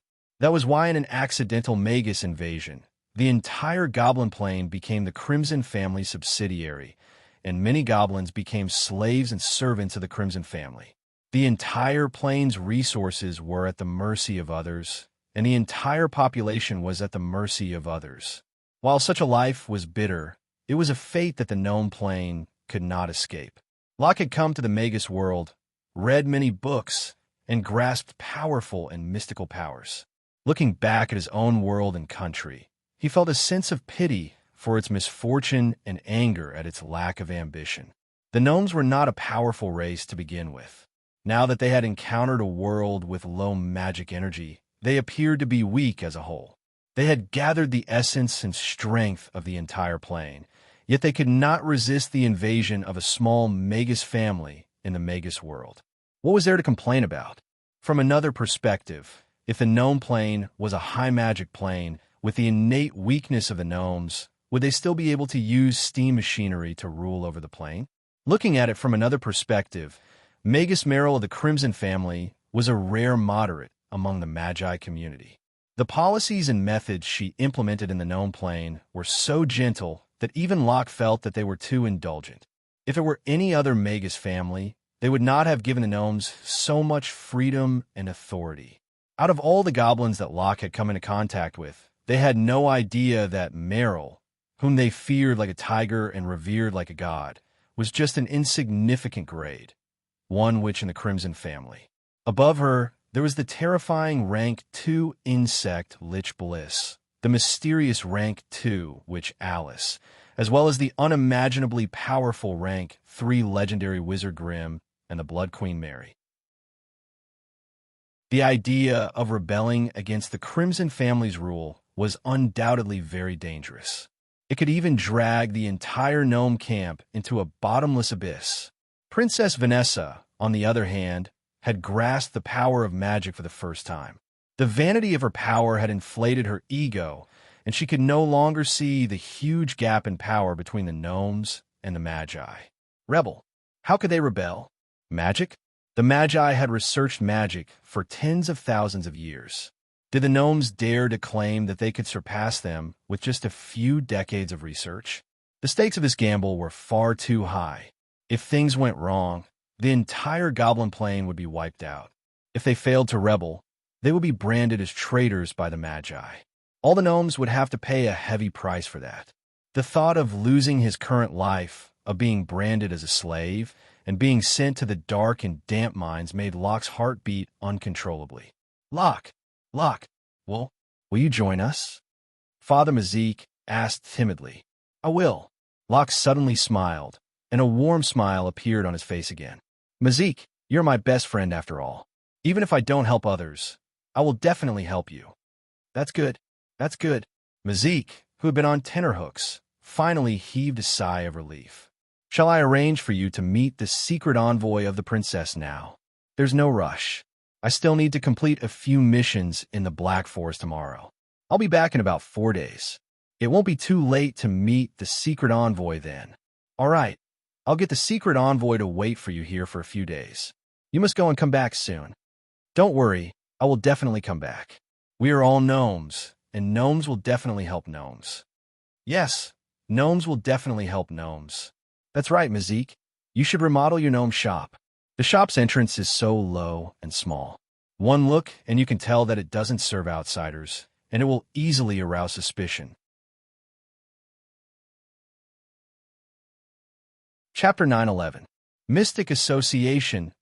Meryl put down the parchment in her hand and muttered to herself.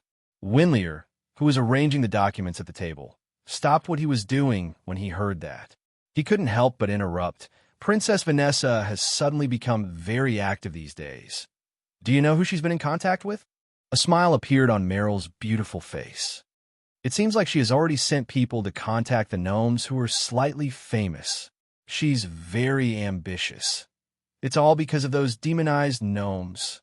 Wendler could not help but complain. Ever since Wizard Deseller discovered a way to demonize goblins safely without damaging their intelligence, the goblins have been in a frenzy. Looks like it's time to find a chance to suppress them. Meryl then turned to Venlier. You do something too. Plant a few spies in a League of Mystics and keep an eye on them. If they want to come into contact with those key people, immediately report to me. Yes, by the way, Lady Mary has been out of seclusion for so long. What has she been doing recently? Don't tell me you're still pestering my instructor. I don't dare to ask about Lady Mary's matters. However, Lady Mary seems to have dragged Lord Grim to the Lance Plane these days. Lance Realm?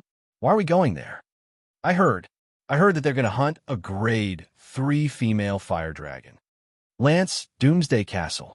As a great castle that floats on a sea of lava, Felipe Riba is a magnificent castle. That was how Earhart's lair was different. Due to the remote terrain and harsh environment, ordinary creatures were unable to survive here. Therefore, apart from the scorched land, crisscrossing canyons, and scattered lava volcanoes, there were no other habitable places around the Doomsday Castle. In such an environment, apart from pure fire creatures, there were also fire elemental creatures that were resistant to high temperatures. Their flesh was sour and tough. Even giant dragons would find it hard to swallow them. That was why the draconic guards of Doomsday Castle had to travel 2 to 300 miles away to hunt. That was the only way they could fill the frighteningly large stomach of the Class 3 female flame dragon. However, today was clearly different. 2 uninvited guests had inexplicably barged into Doomsday Castle. Over the past few days, there had been a group of rat-like outsiders secretly hunting giant dragons. However, their strength was limited, and they only dared to target Tier 1 and Tier 2 creatures. They had never dared to target Tier 3 dragons. Hence, the Tier 3 female flame dragon could continue to enjoy the blissful life of a tyrant in her Doomsday Castle. Unfortunately, her good days had come to an end today. A silver-white patrol mothership crossed the continuous mountains and steep mountains, arriving on this scorched land in a heroic manner. When it steadily hovered above Doomsday Castle, 2 powerful magi, one male and one female, flew out and looked down at the majestic castle floating in the middle of the sea of lava. It was obvious that the people in the castle were aware of the Magi's arrival. Black dots the size of ants could be seen moving and running in the large plaza and many buildings.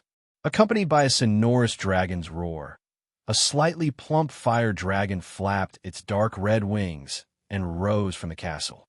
Grim stood in midair, looking down at everything below him. Seeing that the master of the castle had come out, he raised his hand and cast a flame barrier on Mary, who was beside him.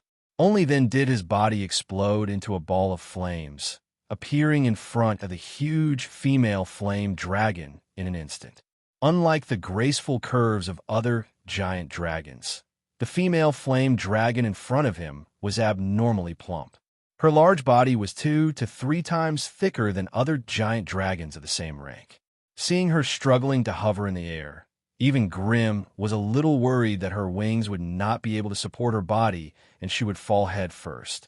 Seeing the dazzling fire elemental energy suddenly converging to form a tall, young male magus, Philippa could not help but squint her large eyes and click her tongue in admiration. The beauty of dragons was simply irresistible to the young and old, regardless of race. Seeing the handsome human wizard in front of her, Philippa's heart couldn't help but flutter. Saliva was almost dripping down from the gaps between her huge, cold teeth. "Little handsome, you look so strong. Did you come here today to make friends?" Damn, he had met a love-struck dragon. Vaguely, Grim could already hear Mary's hysterical laughter above his head. "Lady Philippa, can't you tell that we're here for revenge?" Grim reminded her in a bad mood. "Revenge?" The female flame dragon was startled, her large eyes the size of a wash basin widening as she sized Grim up. "I don't think we've met before. You might have forgotten, but the Stoneclaw Mountains that you led your men to attack was my territory, Stoneclaw Mountains. Wind Dragon Shacks. Rank 4 Blue Sky, Wing, SKRYL. A series of associations immediately made the female flame dragon understand the severity of the crisis in front of her. Her lecherous demeanor was swept away, and a ruthless expression appeared on her malevolent face. You're the leader of the 4 Magi in the Stoneclaw Mountains. You were the one who captured SKRYL? Hee, you don't need to know about this. I brought my men here today to take revenge for the time you destroyed my territory. You'd better obediently come with us." Before he could finish, a surging fire dragon breath engulfed Grim's figure. High up in the sky, Mary, who had completed all the preparations for battle, waved her hand and signaled for the patrol mothership to move further away. She then retracted her bat wings and dove towards the female flame dragon at a speed that was hard to see with the naked eye. Although the female flame dragon looked like a love-struck fool, she had long since noticed Mary's every move. As soon as she lost sight of Mary, she quickly stopped the fire dragon breath and flapped her wings in front of her. Her huge body instantly moved more than 3 meters backwards. There was a sharp explosion. A blood-red shadow streaked past the female flame dragon, its sharp claws piercing through the air, leaving countless crisscrossing traces of blood in the air. The female flame dragon roared and flapped her wings again, intending to chase after the bloody shadow and launch a counterattack. However, the moment she changed her target, the fire dragon breath suddenly dissipated, and a tall flaming figure stepped out from within, holding a lava fireball in his hand. He smiled coldly at her, and the fireball shot out. A distance of 100 meters might be a safe distance for low-ranking wizards, but for high-ranking wizards, it was no different from a face-to-face fight. As soon as the fireball left his hand, it instantly shot towards the female flame dragon and exploded into a huge fireball. Since they were all fire elementalists, fire spells were almost immune to each other's attacks. Therefore, Grim could only choose to attack with a lava fireball, which had some physical damage. The violent flame shockwave, along with a large amount of lava fragments, hit the female flame dragon's huge body.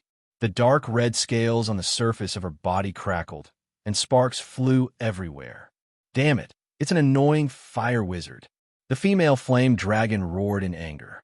She no longer cared about the little bat around her, and her huge body wrapped in raging flames pounced towards the young wizard. She could tell that the female bloodbat's attack power was not high, and her claws were not strong enough to penetrate her dragon scales. On the other hand, the male wizard was a fire wizard who specialized in attack power, so she had to be careful. The three magi clashed left and right in the sky above Doomsday Castle, killing each other in a frenzy. Waves of heat and waves of raging flames spread in all directions like a tidal wave, surging towards the castle below. Chaotic flames fell from the sky, and wherever they landed, a pillar of fire would rise into the sky. Even the tall and sturdy buildings could not withstand the extreme heat, and they collapsed under the raging flames. If these flames landed on the body of a dragonoid guard, it would instantly ignite the magical energy in its body, turning it into a human-shaped torch with flames spewing out of its eyes, ears, mouth, nose, and every pore on its body, turning it into a pile of charcoal in an instant. The entire Doomsday Castle seemed to have fallen into a natural disaster. In an instant, the buildings collapsed, and wolves ran and mice ran. It was a complete mess. Just as the dragonoids were panicking, a shrill scream sounded. A huge fireball fell from the sky, smashing a deep hole in the sturdy castle square. When the exploding flames slowly dissipated, a slender figure covered in charcoal crawled out of the hole. Behind, the boiling magma at the bottom of the hole had yet to cool down, churning and shaking. The charcoal figure moved its body with difficulty, and the charred flesh on the surface of its body fell off with rustling sounds, revealing fresh red flesh that was still steaming hot. The charcoal figure straightened its body, and its charred eyelids rolled up, revealing a pair of blood-red pupils. She glared at the sky with hatred, and then shifted her gaze to the dragonoid guard not far away. For some reason, the dragonoid guard that she had her eyes on was filled with uncontrollable fear and trembling. Just as he was about to drag his heavy body to escape, the charcoal figure pounced on him. The difference in their physiques was too great. One was as strong as a heavy truck, and the other was as delicate as a willow in the wind. But if they really fought, 10 dragonoid guards would not be a match for the heavily injured Mary. There was no telling what Mary did, but the dragonoid guard instantly lost the ability to resist after she pounced on him, allowing her to lie on his neck and suck his blood. As she sucked and clicked her tongue, the grade, one dragonoid guard's body visibly withered and shriveled. 5 fingers later, Mary gently wiped the corner of her lips and climbed up from its body, regaining her youthful beauty and high spirits. There was no longer a single blemish or scar on her fair and tender body. Chapter 9:12. Mother Fire Dragon Felaba had lost, and it was a miserable loss. The one who had defeated her was none other than a strange-looking metal puppet. It was clearly a metal puppet, but it could unleash powerful magical energy like an elemental creature.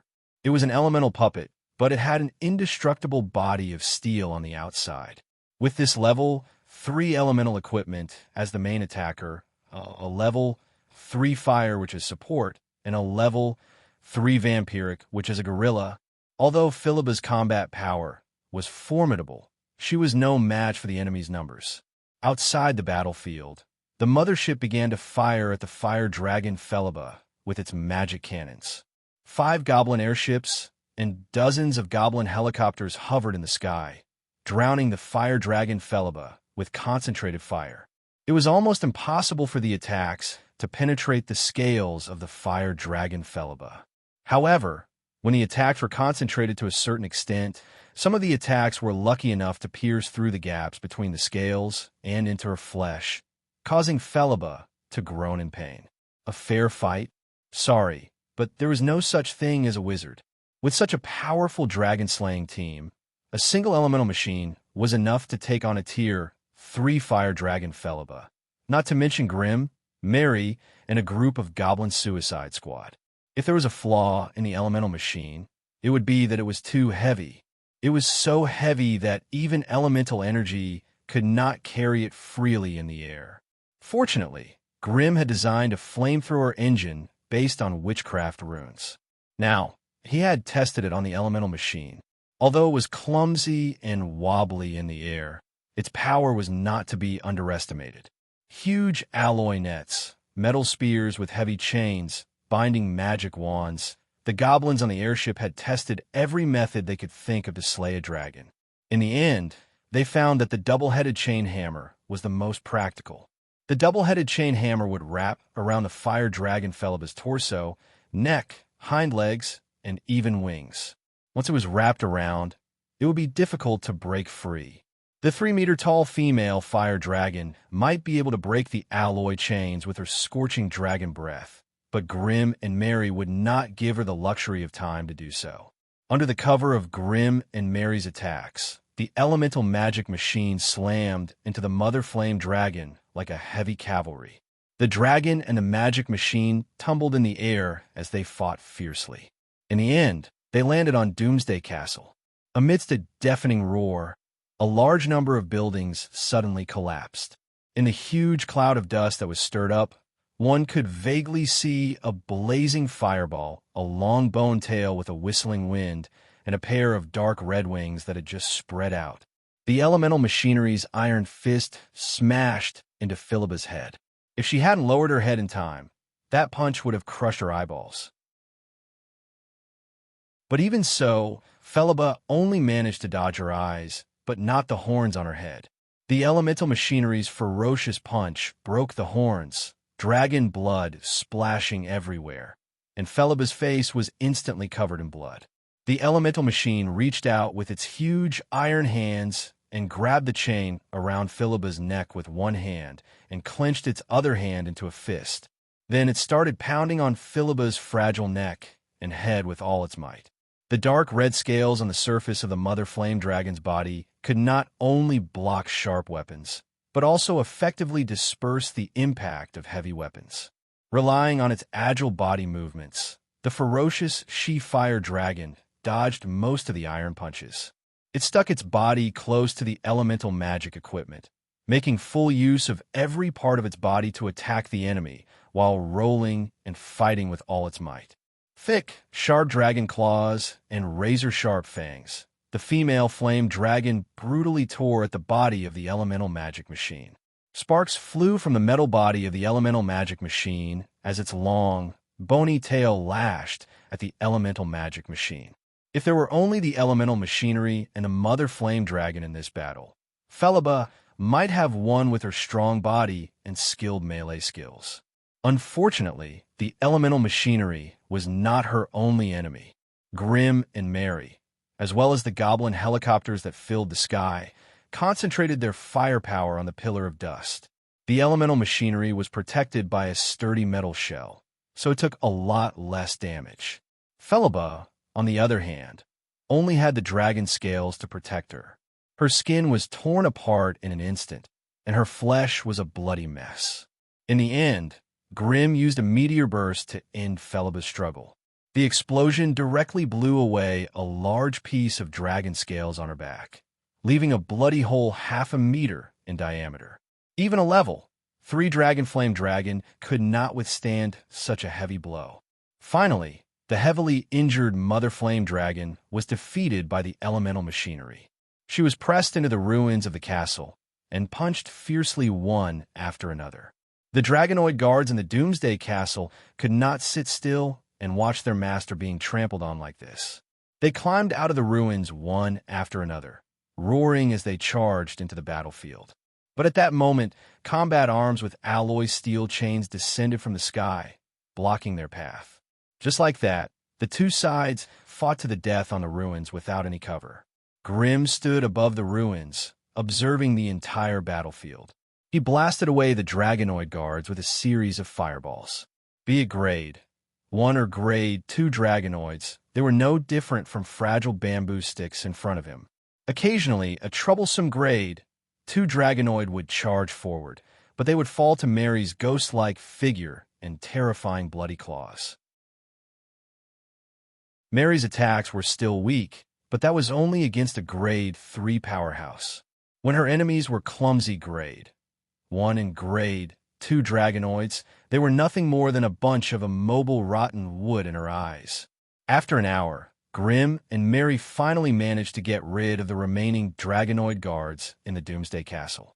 At this moment, the elemental magician whose body was full of cracks and dents crawled out of the ruins, dragging the long metallic tail of the female flame dragon in his right hand that was full of scratches. The flaming mother dragon had suffered a series of heavy blows and had lost the strength to retaliate. Even when the elemental machine dragged her out of the ruins, she showed no signs of struggling or resisting.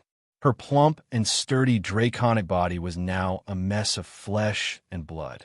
A few ferocious spells had blown away most of the scales on her back and abdomen.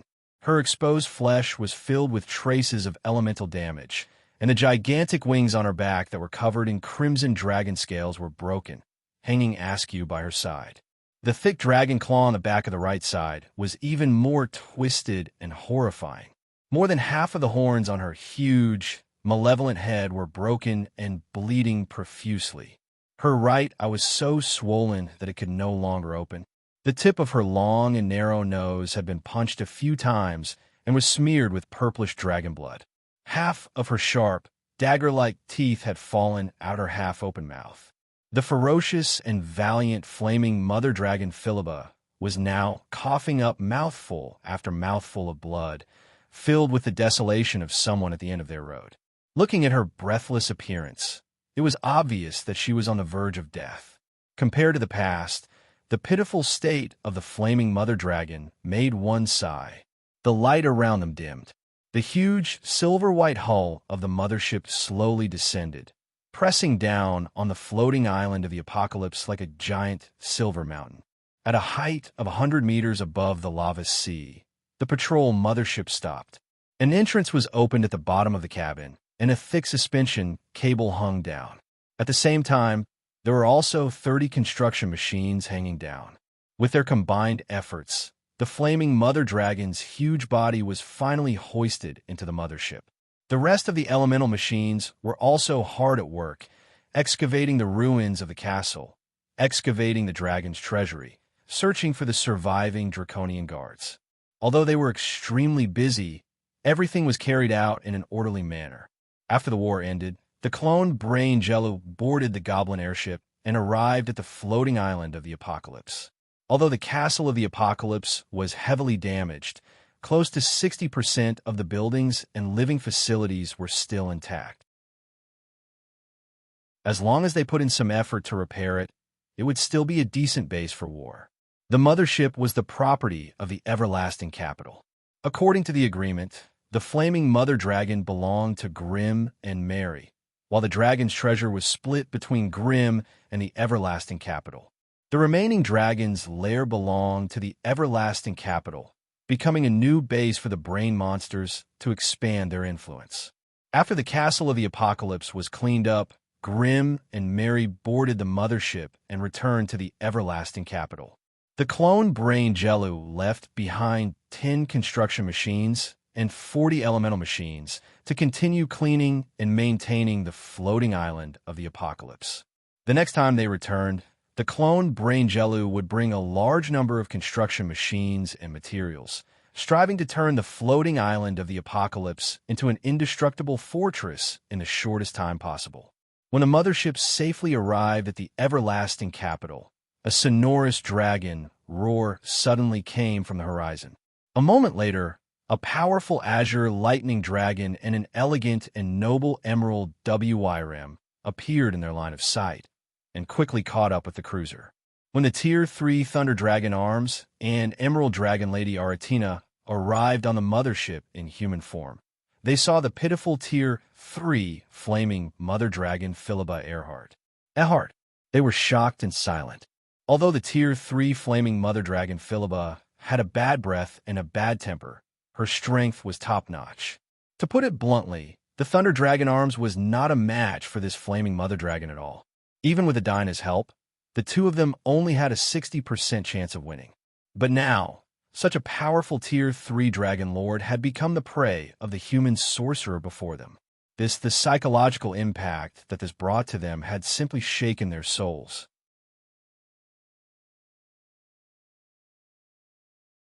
Chapter 9:13. The Alobis region of the Wizard World. The Blazing Flame Monarch's Wizard Tower. The spoils of war obtained from the Doomsday Castle had already been transported back. The forest demon Ava was currently organizing the wizards and acolytes to quickly appraise and categorize them. Such a large sum of wealth naturally could not be left with a Blazing Flame Monarch. Be it magical gems, spell materials, magical equipment, metal ores, treasures of art, or unknown items, they all had to be given to the White Tower in proportion. As the leader of the family, all of this wealth belonged to Grimm. However, in order to support the family's operations, Grimm only took out 10% of the spoils of war for his own personal collection. The distribution was roughly 10% for Grimm, 10% for Mary, 30% for the Blazing Flame Monarch, and 50% for the White Tower. However, as the main force of this hunt, Grimm and Mary naturally had the right to choose first. Grimm chose the level 3 Mother Fire Dragon Philibba, while Mary reserved half a ton of level 3 Fire Dragon blood. Even though the rest was split 3-5 with the White Tower, Ava still wanted to leave as much essence as possible for the Blazing Flame Monarch. There was no harm in giving more of the useless treasures of art from another world to the White Tower, while things like spell materials and magical equipment should be left with the Blazing Flame Monarch. This bit of family profit was something that every leader of a region would fight for. However, Grimm would never participate in such a small matter. Being too particular about unity and harmony within the family was not a good thing either. The necessary competition and elimination of the weak was unavoidable. In order to avoid being wiped out in one fell swoop, the Crimson family had split into two, developing in the scattered forest of towers and the northern lands at the same time. That way, the two regions would have their own development teams and directions. Looking at the current situation, the White Tower had fewer powers holding them back, and their momentum of development was faster than the Blazing Flame Monarchs. The Blazing Flame Monarch had Grimm overseeing it, and there would be benefits in many areas. Overall, however, Gargamel's strength and starting point were too low. His ability to recruit and control mid to high-ranked magi was clearly weaker than Merrill, who was of Orthodox Magus origin.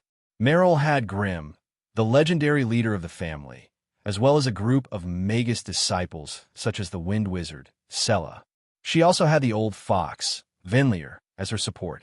This meant that the amount of resources she could mobilize from the Crimson family was far greater than Gargamel's.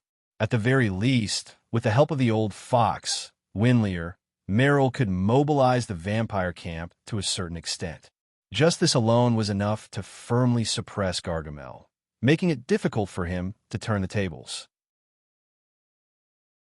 So what if Gargamel had the Scarlet Butler? Most of the people he could assign to his subordinates were insignificant magi, or some old people that the Crimson family brought in when they first rose to power. For example, Medusa, Sharon the Manticore. Although these elders had a certain amount of authority within the Crimson family, as the family grew stronger and more powerful, they were quickly marginalized. If they did not work hard, they would most likely be sent by their families to some secondary plane or large resource point to guard the wizards until they died. This was something that could not be helped. Moreover, as time passed, Gargamel grew older and older. If he couldn't advance, it was hard to predict whether he could live for another 50 years. In this aspect, Meryl's advantage was much greater than Gargamel's. Within the secret room, the Grade 3 Mother Fire Dragon, Philip, was lying on the floor, her body full of wounds. Countless rune chains drilled out from the spell formations on the stone walls around her, binding her tightly. Even moving her pinky was difficult. Since the control of her body had been taken away, the Mother Fire Dragon had already lost control of herself. She could only force her eyes open and stare fiercely at the despicable male Magus who was constantly sizing her up. "Human, what do you want? If you need me to accompany you, you don't have to be so violent." Perhaps knowing that the situation was more powerful than the person, the Mother Fire Dragon finally softened. She used the mental language to communicate with Grimm while throwing flirtatious glances at him. However, with her figure and appearance, even in human form, she was still a fat pig. Her pretentious flattery made Grimm want to puke. "I don't want her body." Grimm shook his head. The Mother Fire Dragon's expression froze. "Then you probably want my strength. It's not impossible for me to become your dragon pet. However, I'm only willing to be your personal dragon pet. Don't even think about that female vampire. I don't want you to become my dragon pet." Grimm continued to shake his head. "Then what do you want? You're not going to kill me, are you? I'm the powerful star of disaster. Philip, you're not going to waste such a precious treasure, are you?" The Mother Fire Dragon seemed to be confused by the male Magus' mysterious attitude and was no longer as confident as before. "What I want is your bloodline. Can you give it to me?" Grimm smiled coldly. "What exactly do you want to do? You don't have the bloodline of the dragon race, and the bloodline of the dragon race cannot be transferred. While the female fire dragon was roaring in exasperation, Grimm waved his hand, and in a corner of the secret chamber, a metal cage sealed by a dense rune spell formation slowly opened. A petite beast crawled out of the cage. It was a strange beast that looked like a small mastiff. The reason it was strange was because its size did not conform to the rules of evolution for powerful magical beasts. Its thin body was only the size of a mastiff, and its surface was smooth and hairless. It had a pair of strong hind legs that allowed it to run quickly, but it had no forelegs. There were no tough scales on its bald head, no sharp horns, and no eyes, ears, or nose. All it had was a terrifyingly large mouth. The large mouth took up more than 2/3 of its head. There was no acid, no poisonous saliva, no tough scales, no strong body, no majestic divine power, no elemental abilities. It was this seemingly ordinary, strange beast with no special abilities that attracted all of Pheliba's attention the moment it appeared. What is this? What do you want to do with it?" For some reason, the Mother Fire Dragon's hair stood on end. An indescribable sense of danger made her heart beat wildly. But under the suppression and restraints of the Wizard's Pagoda, the Mother Fire Dragon could no longer control its massive body. Under the wrapping and pulling of the silver chains, the female fire dragon's shut mouth opened up a little bit. The exotic beast stuck out a long, agile tongue from its mouth like a snake, trembling slightly in the air. It quickly sensed the presence of the Mother Fire Dragon and Grimm. Attracted by the two equally enticing scents of food, the strange beast pushed its body up with its hind legs and ran a few steps toward Grimm. Grimm creased his brows. D***. Could it be that my elemental talent has already surpassed the level 3 fire dragon's bloodline talent, and the Source Stealer Bug has chosen me as his target? His heart felt something, and his mind was moved. A piercingly cold, murderous intent emanated from Grimm's body, causing the temperature around him to slowly rise. Perhaps sensing the cold aura around Grimm, the Source Stealer Bug suddenly stopped in its tracks. It carefully probed for a while before reluctantly changing its target, pouncing toward the mother fire dragon's slightly open mouth. If the mother fire dragon had the slightest ability to resist, even a sneeze from it would be enough to burn a bunch of defenseless trash beasts to death, much less the scorching breath and powerful dragon claws. But now, the mother fire dragon could only watch helplessly as the strange beast pounced toward its mouth. Even though she did not know what the strange beast was or what kind of danger it would bring her, the fear that came from the depths of her soul made her shudder in fear. Even though she did not know what the strange beast was or what kind of danger it would bring her, the fear that came from the depths of her soul was enough to make her shudder in fear. Furthermore, would that detestable wizard use a trash strange beast to threaten her? Hurry up and make it stop. I'll agree to anything you say. Hurry up and make it stop. You. Just as the mother fire dragon Philippa was roaring at the top of her lungs, the strange beast had already burrowed in her mouth, stepping on her tongue and sliding down her thick throat. The mother fire dragon Philippa roared with all her might, trying to gather a ball of flames in her throat to burn the strange beast to death. Unfortunately, the mental ripples she emitted were torn to shreds by the silver chains binding her body. The ball of flames dissipated without even being able to gather a single spark. Within Grimm's Wizard's Pagoda, without his permission, the level 3 Mother Fire Dragon Philippa could not even think of gathering a single spark. Just as Philippa was roaring and struggling, the strange beast had already burrowed into the Mother Fire Dragon's body and started moving around wantonly. For some reason, the extremely corrosive gastric juice in the mother fire dragon's stomach could do nothing to the strange beast. Instead, it used its giant mouth to tear open the mother fire dragon's stomach and started rampaging through her stomach. Philippa had a feeling that the strange beast was coming for her heart and spinal cord. Unfortunately, this realization came a little too late. Amidst a burst of heart-wrenching pain, Philippa's entire body trembled in pain. Her mind was shaken as she begged for mercy in a mental language that could topple the mountains and overturn the seas.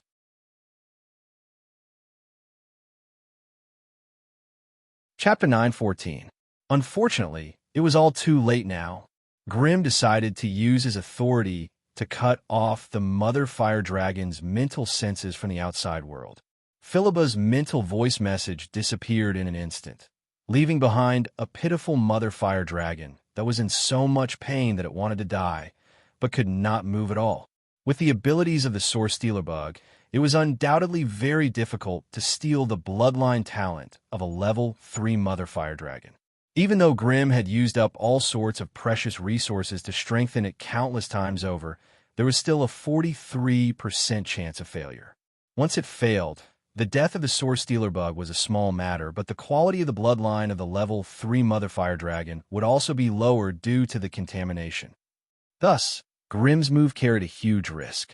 If he failed to devour the bloodline talent, his personal losses would be as high as 1 or 2 million. But if he succeeded, the help he would receive would be immense. The process of anxiously waiting was undoubtedly very long. In Grimm's mental senses, the alien beast tore open a bloody path like a hot knife through butter, tunneling all the way to the mother fire dragon's millstone-sized heart. It laid its head on the heart, motionless. 1 day like this, 2 days like this, for 8 days, the alien beast did not move at all. But its body and body structure seemed to have undergone a huge change over the past 8 days. The terrifying mouth at the front of the head had disappeared without a trace. The long, sharp tongue that extended out pierced into the fire dragon's heart. Then, it transformed into an unconventional thick blood vessel, connecting its body to the fire dragon's heart. The thick hind limbs behind it had also disappeared, replaced by 2 soft, fleshy spikes the size of a child's arm. The fleshy spikes extended inside the mother fire dragon's body, their ends piercing fiercely into the fire dragon's thick, sturdy spine. After the dragon's heart and spine were both controlled by the Source Stealer Bug, the mother fire dragon Philippa gradually lost her senses of her entire dragon body. In the past, under the isolation of the Wizard's Pagoda's seal, the mother fire dragon had only lost control of her dragon body, but she could still see everything that was happening in her body. But now, Philiba's mental consciousness was curled up in her brain, and she had completely lost control of the other parts of her dragon body. It was as if she was trapped in a dark space. She had no idea what was happening outside or what kind of harm it would bring to her. Grimm had also cut off her mental connection with the outside world, so she was completely isolated. She could only wait passively for her unknown fate. The only result was something that she would never be able to accept. The Source Stealer's ability to steal bloodline abilities was clearly not as easy as it seemed on the surface. The risks and twists and turns were all gathered in that strange vesicle that looked like a blood sac. The process of plundering was even longer and lasted for a total of 33 days. During this period of time, apart from occasionally going out to eat and taking a short break, Grimm spent most of his time in the secret room, observing and recording the various magical changes of the Source Siphon Bug. Philiba's soul was lost on the 17th day, signifying the death of a powerful Tier 3 life form. On the 33rd day, the giant vesicle that had grown to a meter in diameter finally burst open. A strange monster that looked like a dragon, but not a dragon, or an insect, but not an insect, crawled out from within, digging its way out of the fire dragon's body. Every bloodline had a suitable body to bear, and the laws of the dimension would bestow all creatures with their own abilities based on the characteristics of the bloodline. The fire dragon's bloodline was undoubtedly very powerful and violent, so it needed a powerful body to bear it. Every time the Source Siphon Bug finished plundering a different ability, the structure of its body would undergo a drastic change. This kind of change was often closely related to the talent that it had plundered. Based on the sea of magical beast information stored in Grimm's chip, he could say with certainty that the core of the Source Siphon Bug's new form was already somewhat similar to the infant fire dragon. However, it still retained a shred of the basic characteristics of a bug on some of its insignificant appendages. The moment the mutated Source Siphon Bug crawled out of the mother fire dragon's body, an anesthetic mist was sprayed on its body. This little fellow with sharp teeth, long cheeks, dark red skin, webbed wings, and thick hind limbs only managed to spit out a thin mouthful of flame before falling unconscious. Grimm had personally cultivated this Source Siphon Bug, so he knew all its organs and basic magic resistance like the back of his hand. Although its magic resistance had increased significantly after the mutation, it still could not withstand the anesthetic Grimm had specially formulated. Inform Gargamel to take care of this place. He can do whatever he wants with the Tier 3 fire dragon's body, but remember to retrieve the dragon crystal inside and send it to me.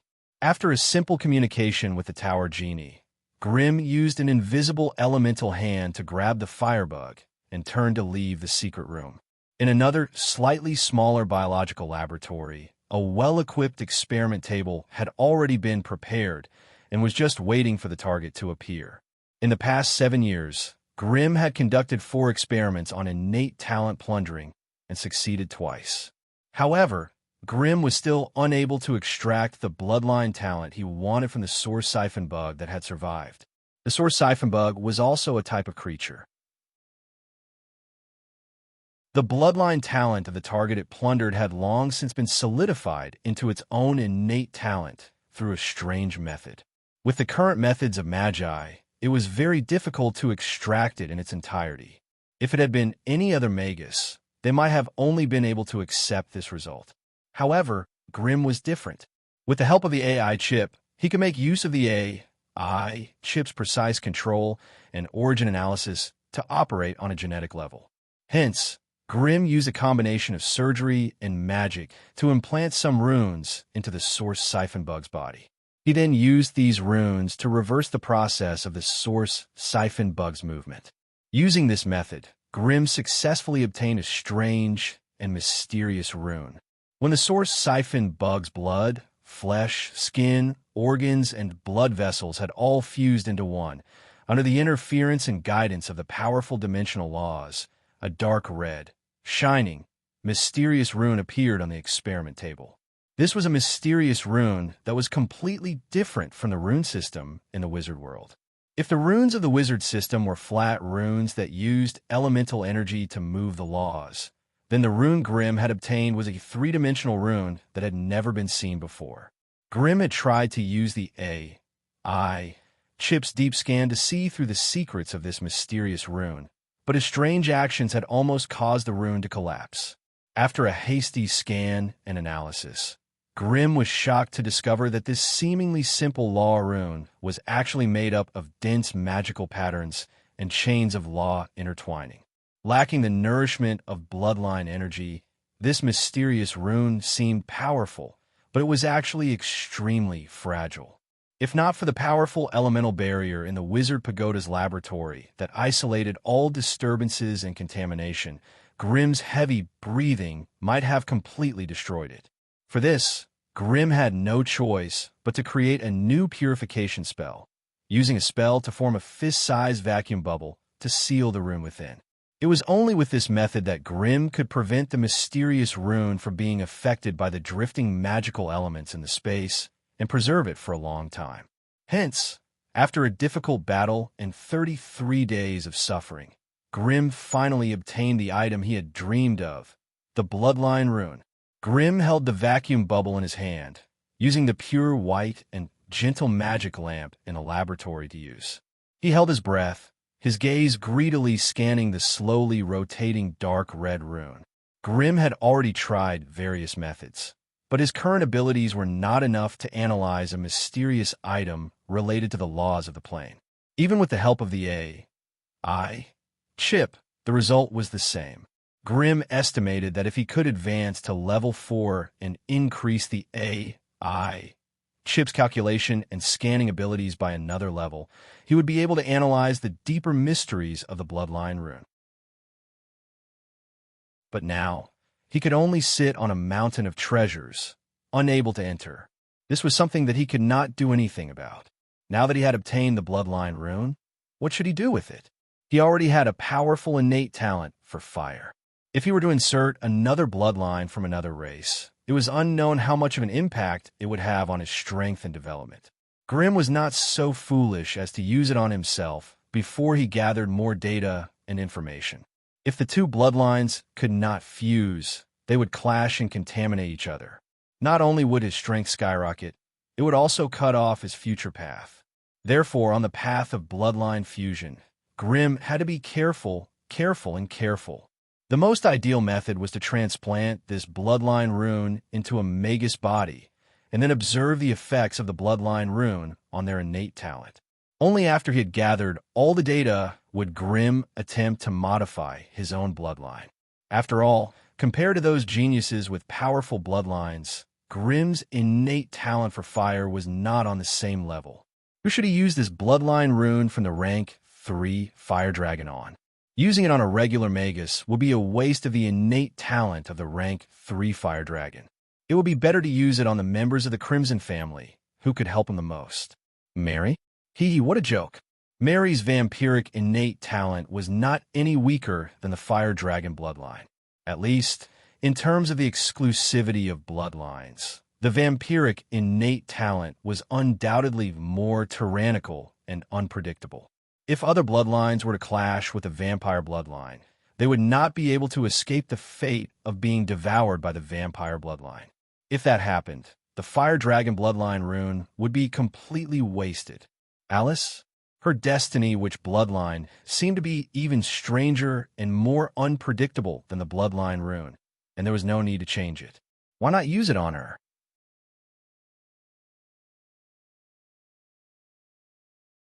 Chapter 9:15. Magus World, White Tower. In a spacious hall on the 7th floor of the White Tower, Magus Merrill was staring blankly at a piece of parchment that had just arrived. There was only a short line of words on the soft and glossy parchment. It told her to immediately hand over control of the White Tower to the Witch of Destiny, Chave, and report back to the Blazing Flame Monarch. As for the reason and time of departure, the letter did not mention anything. Such a sudden letter was enough to strip Magus Merrill of her family's authority. Anyone else would not be able to do this. However, only the person who had written this letter could. At the bottom right corner of the parchment was a unique imprint formed by a fire spell. It was burning faintly, but it did not damage the parchment in the slightest. Of course, Meryl could recognize it. This was the personal imprint of her teacher, Grimm. She gently caressed the burning imprint with her fingers. She felt a slight burning pain, but she could also feel the aura of magic emanating from the imprint. This was the imprint that her teacher had personally carved. If her teacher had something to tell her, all he had to do was send a message to summon her. But now, her teacher's secret letter in the form of an official document had clearly requested her to hand over control of the White Tower. The situation was a little different from before. Did something happen in the family? Was someone slandering her behind her back? Was this letter forged? A series of questions arose from the bottom of her heart. However, as she caressed her teacher's unique imprint, Meryl gradually calmed herself down. The White Tower had always been jointly controlled by Meryl and the Witch of Destiny, Chave. However, with Meryl as the leader, Chave was only in charge of some matters related to the Witch of Destiny. That was why her teacher had transferred her away and temporarily handed over control of the White Tower to Chave. However, Meryl had been in charge of the White Tower for so many years, and she had devoted most of her time and energy to it. Many long and short-term development plans were being carried out in an orderly manner.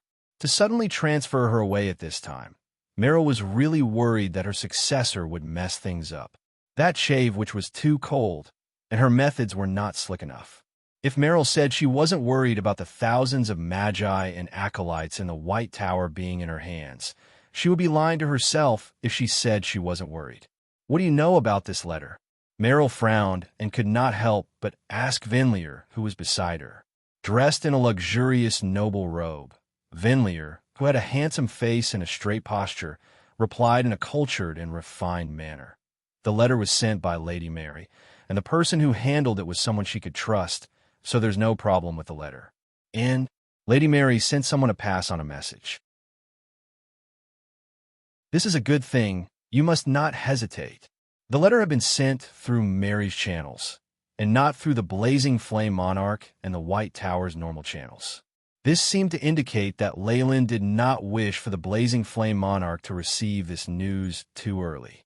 Could something have happened to the Gargamel?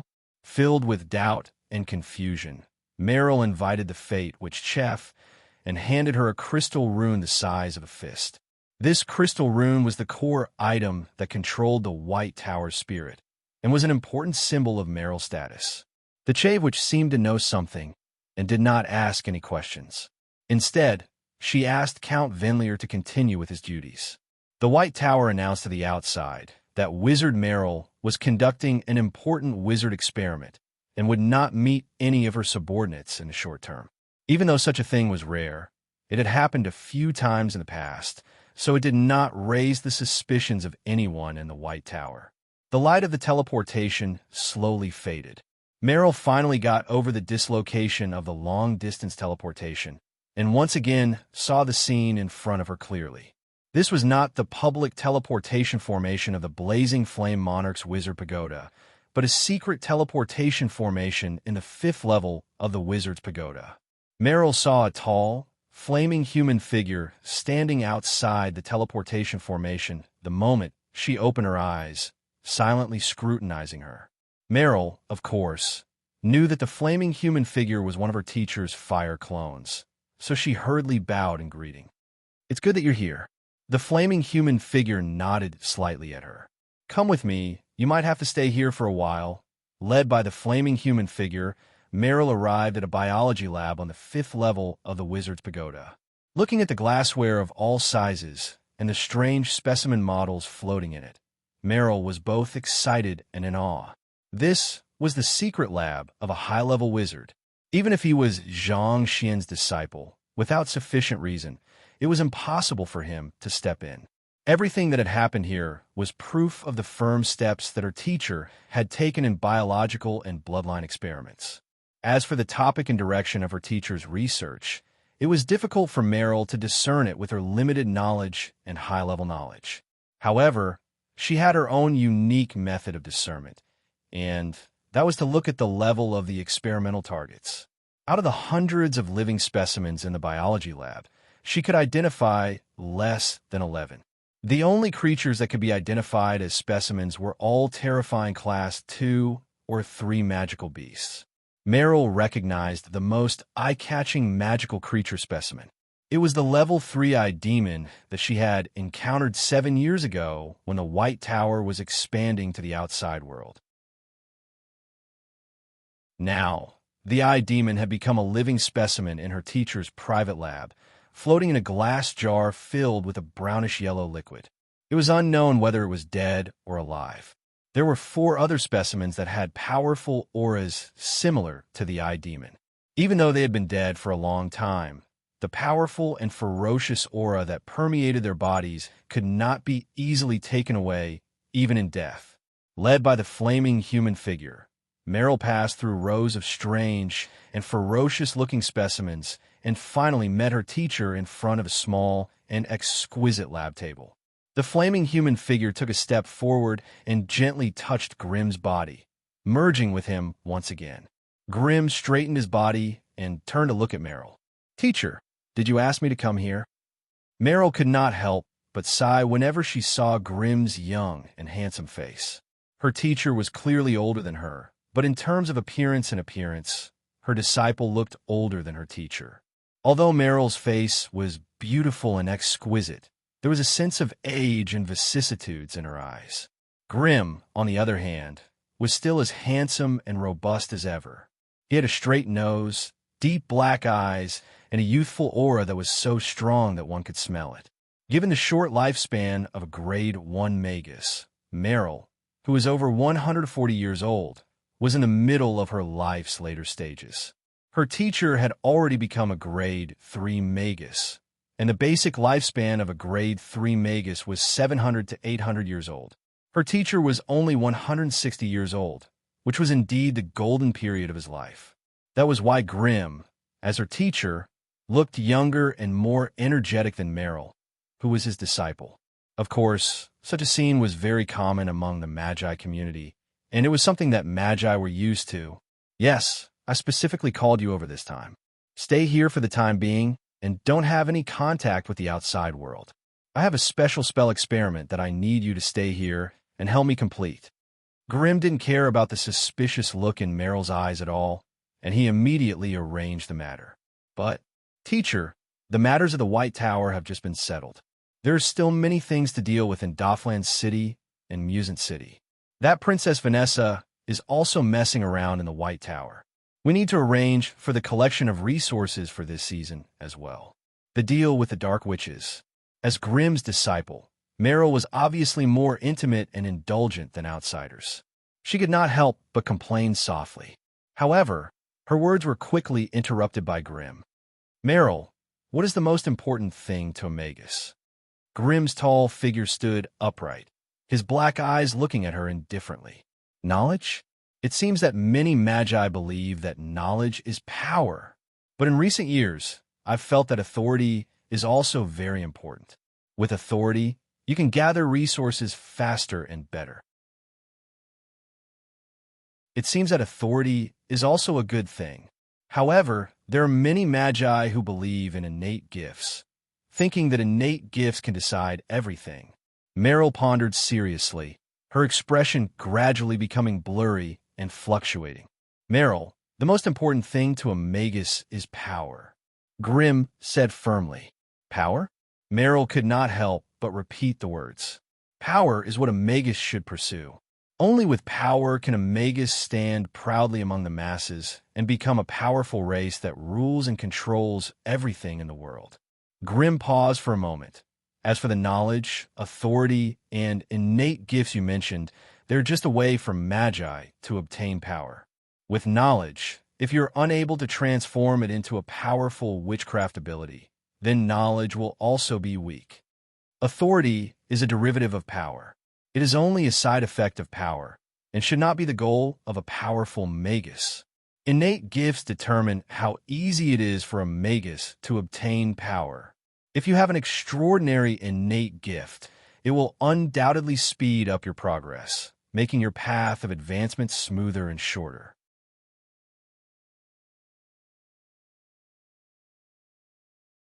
Chapter 9:16. Meryl's breathing gradually stagnated. Her teacher's teachings were like the evening drum and morning bell that struck her heart. She could not help but reflect on her actions all these years. For the sake of her family's development and her own indescribable vanity, Meryl had invested too much time and energy in areas other than magic. Although her family's affairs had become more prosperous with each passing day, her strength had also fallen from first-rate to second-rate within the family. Now, it had even slipped to third-rate. However, regarding this, Meryl had her own difficulties that she could not voice out. Ever since she had become an acolyte, she had clearly known that her talent as a magus was not that great. With her aptitude, it was already very fortunate for her to be able to advance to the first rank. It was almost impossible for her to advance to the second rank. It was precisely because of this understanding that she had given up on the arduous study of magic and the tedious daily experiments. Instead, she had invested most of her time and energy into handling the complicated affairs of the family.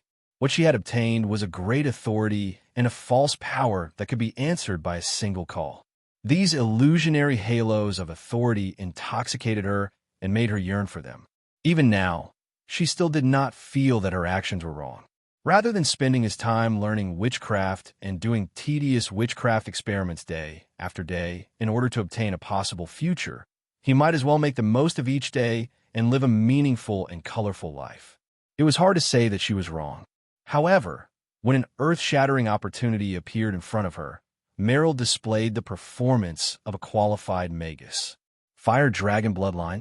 When Meryl saw the mysterious rune floating in a transparent bubble, slowly rotating and emitting a dark red luster, she could not help but cry out in surprise. That's right. This is the mysterious rune condensed from the Fire Dragon bloodline that I told you about. If you're willing, I can implant it into your body and allow you to possess the innate talent of the Fire Dragon bloodline for half a year. This is much stronger than your original elemental talent. Are you willing? Without any hesitation, Meryl immediately nodded her head repeatedly. To a magus, possessing a more powerful bloodline, mastering more profound knowledge of magic, and being able to unleash more powerful spells was the dream of every magus. How could they possibly hesitate or reject such an opportunity? Meryl's previous bewilderment and hesitation were mostly due to her poor aptitude as a magus, which was why she could not help but give up. If she could possess a powerful fire dragon bloodline, why would she waste her time on these boring, mundane tasks? Grimm nodded in satisfaction at Meryl's excitement and determination. Then take off your clothes and lie on the experiment table. Meryl did not hesitate in the slightest in response to her teacher's order. She quickly took off her robe and undergarments and obediently laid down on the brightly lit experiment table. Meryl was a beautiful witch with good looks. Although her figure was not as sexy and fiery as Mary and the others, she was still curvaceous and full. At this moment, she was lying flat on the experiment table, her silver-gray hair draped over the stone table like silk. She was completely naked, her legs tightly closed and her arms gently folded in front of her chest. Although she did not cast any charm spells, there was an indescribable, ambiguous aura about her. In fact, with the status and power of magi, relationships between men and women were not as rigid and strict as in normal society. As long as they were willing, there were plenty of handsome men and beautiful women among the acolytes who would throw themselves at them. As long as they beckoned, the nobles would even be willing to send carts of beautiful women to their residences in exchange for political protection. Hence, most of the private lives of male and female magi were very decadent. Some of them even had perverted interests and extravagant desires. However, as a magus that Grimm had personally nurtured, Meryl was still very good at keeping her body clean. Although she was no longer a virgin, it could be seen from her beautiful skin, plump and perky breasts, as well as the luxuriant dark parts of her body that her private life was still very decent. Even though her most private parts were exposed to her teacher, Meryl did not have the shyness and restraint of a normal girl. She merely looked at her teacher with a calm expression. "You've only just arrived today, so it's impossible to transplant the bloodline rune so quickly. So, I need to do a thorough examination and take a sample of your body to prepare for the transplant. Relax and cooperate with me." Grimm explained gently and waved his hand to light up the various spell formations on the experiment table. Soon after, rays of bright but not dazzling, gentle light arrays appeared, making Meryl's beige skin look almost transparent. Grimm sat down in front of the experiment table again, his black pupils flickering with blue light as he controlled the spell formations to slowly cover Meryl's body. Meryl, intermediate rank 1. Profession: Elemental Magus, Earth Element. Stats: Strength 4, Vitality 8, Agility 5, Spiritual Force 14. With the activation of the spell formations and the A.I. Chip's deep scan, Meryl's basic stats appeared in Grimm's mind. These stats were indeed on the weak side for a rank 1 Magus. Meryl also did not have much actual combat experience, so her combat skills were almost non-existent. She had the aptitude of a normal academic Magus. Even if Grimm were to return to rank 1, he would still be able to take on a rookie like Meryl by himself. If the battlefield was not limited, Grimm would not be afraid, even if he had a fighter. Apart from her basic stats, Meryl's aptitude as a Magus was extremely ordinary. Honestly speaking, her advancement to rank 1 was largely due to luck. Without the intervention of external forces, advanced grade 1 was the limit of her potential development. It was almost impossible for her to advance to rank 2. However, what gave Grimm a headache was not Meryl's aptitude as a Magus, but her elemental affinity. Meryl had advanced to become an Earth Elemental Magus, so her elemental affinity was naturally the Earth element. From the A.I. Chip scan, Grimm could clearly see that the Earth Elemental was ranked first, taking up 7 slots. The second was the Metal Elemental, taking up 2 slots. The third was the Plant Elemental, taking up half a slot. As for the rest of the Elemental, they all took up half a slot. In her elemental affinity chart, there was not even a trace of fire elemental affinity. If he wanted to transform her into a fire dragon bloodline, it would be as difficult as changing her body. The difficulty was so great that even Grimm could not help but scratch his head. Grimm could not help but think of his other Magus disciple, AMU. If AMU had not been tempted by the Cerubo family to become a traitor, with his affinity with the fire elemental affinity, he would have been the most suitable to receive this fire dragon bloodline rune. Unfortunately, if he knew that his stupidity had caused him to lose such a good opportunity to advance, would he be so vexed that he would bang his head against the wall and die? Grimm carefully examined Meryl's body as he let his imagination run wild. The results of the initial examination showed that Meryl was not suitable to inherit the fire dragon bloodline. If she were to insist on doing so, it would cause a huge loss in the potential of the fire dragon bloodline. After all, the former star of calamity, Philibba Etchit, was a powerful existence at the peak of the rank 3. If this fire dragon bloodline rune was transplanted into Meryl, the A.I. Chip estimated that Meryl would only be at the initial rank 3. If this fire dragon bloodline rune was transplanted into Meryl, the A.I. Chip estimated that Meryl's best growth limit would only be rank 3. This also meant that as long as Meryl put in a lot of effort, she could reach tier 3 while she was still alive. Once she reached the rank 3, her potential would be cut off, and she would not be able to advance any further.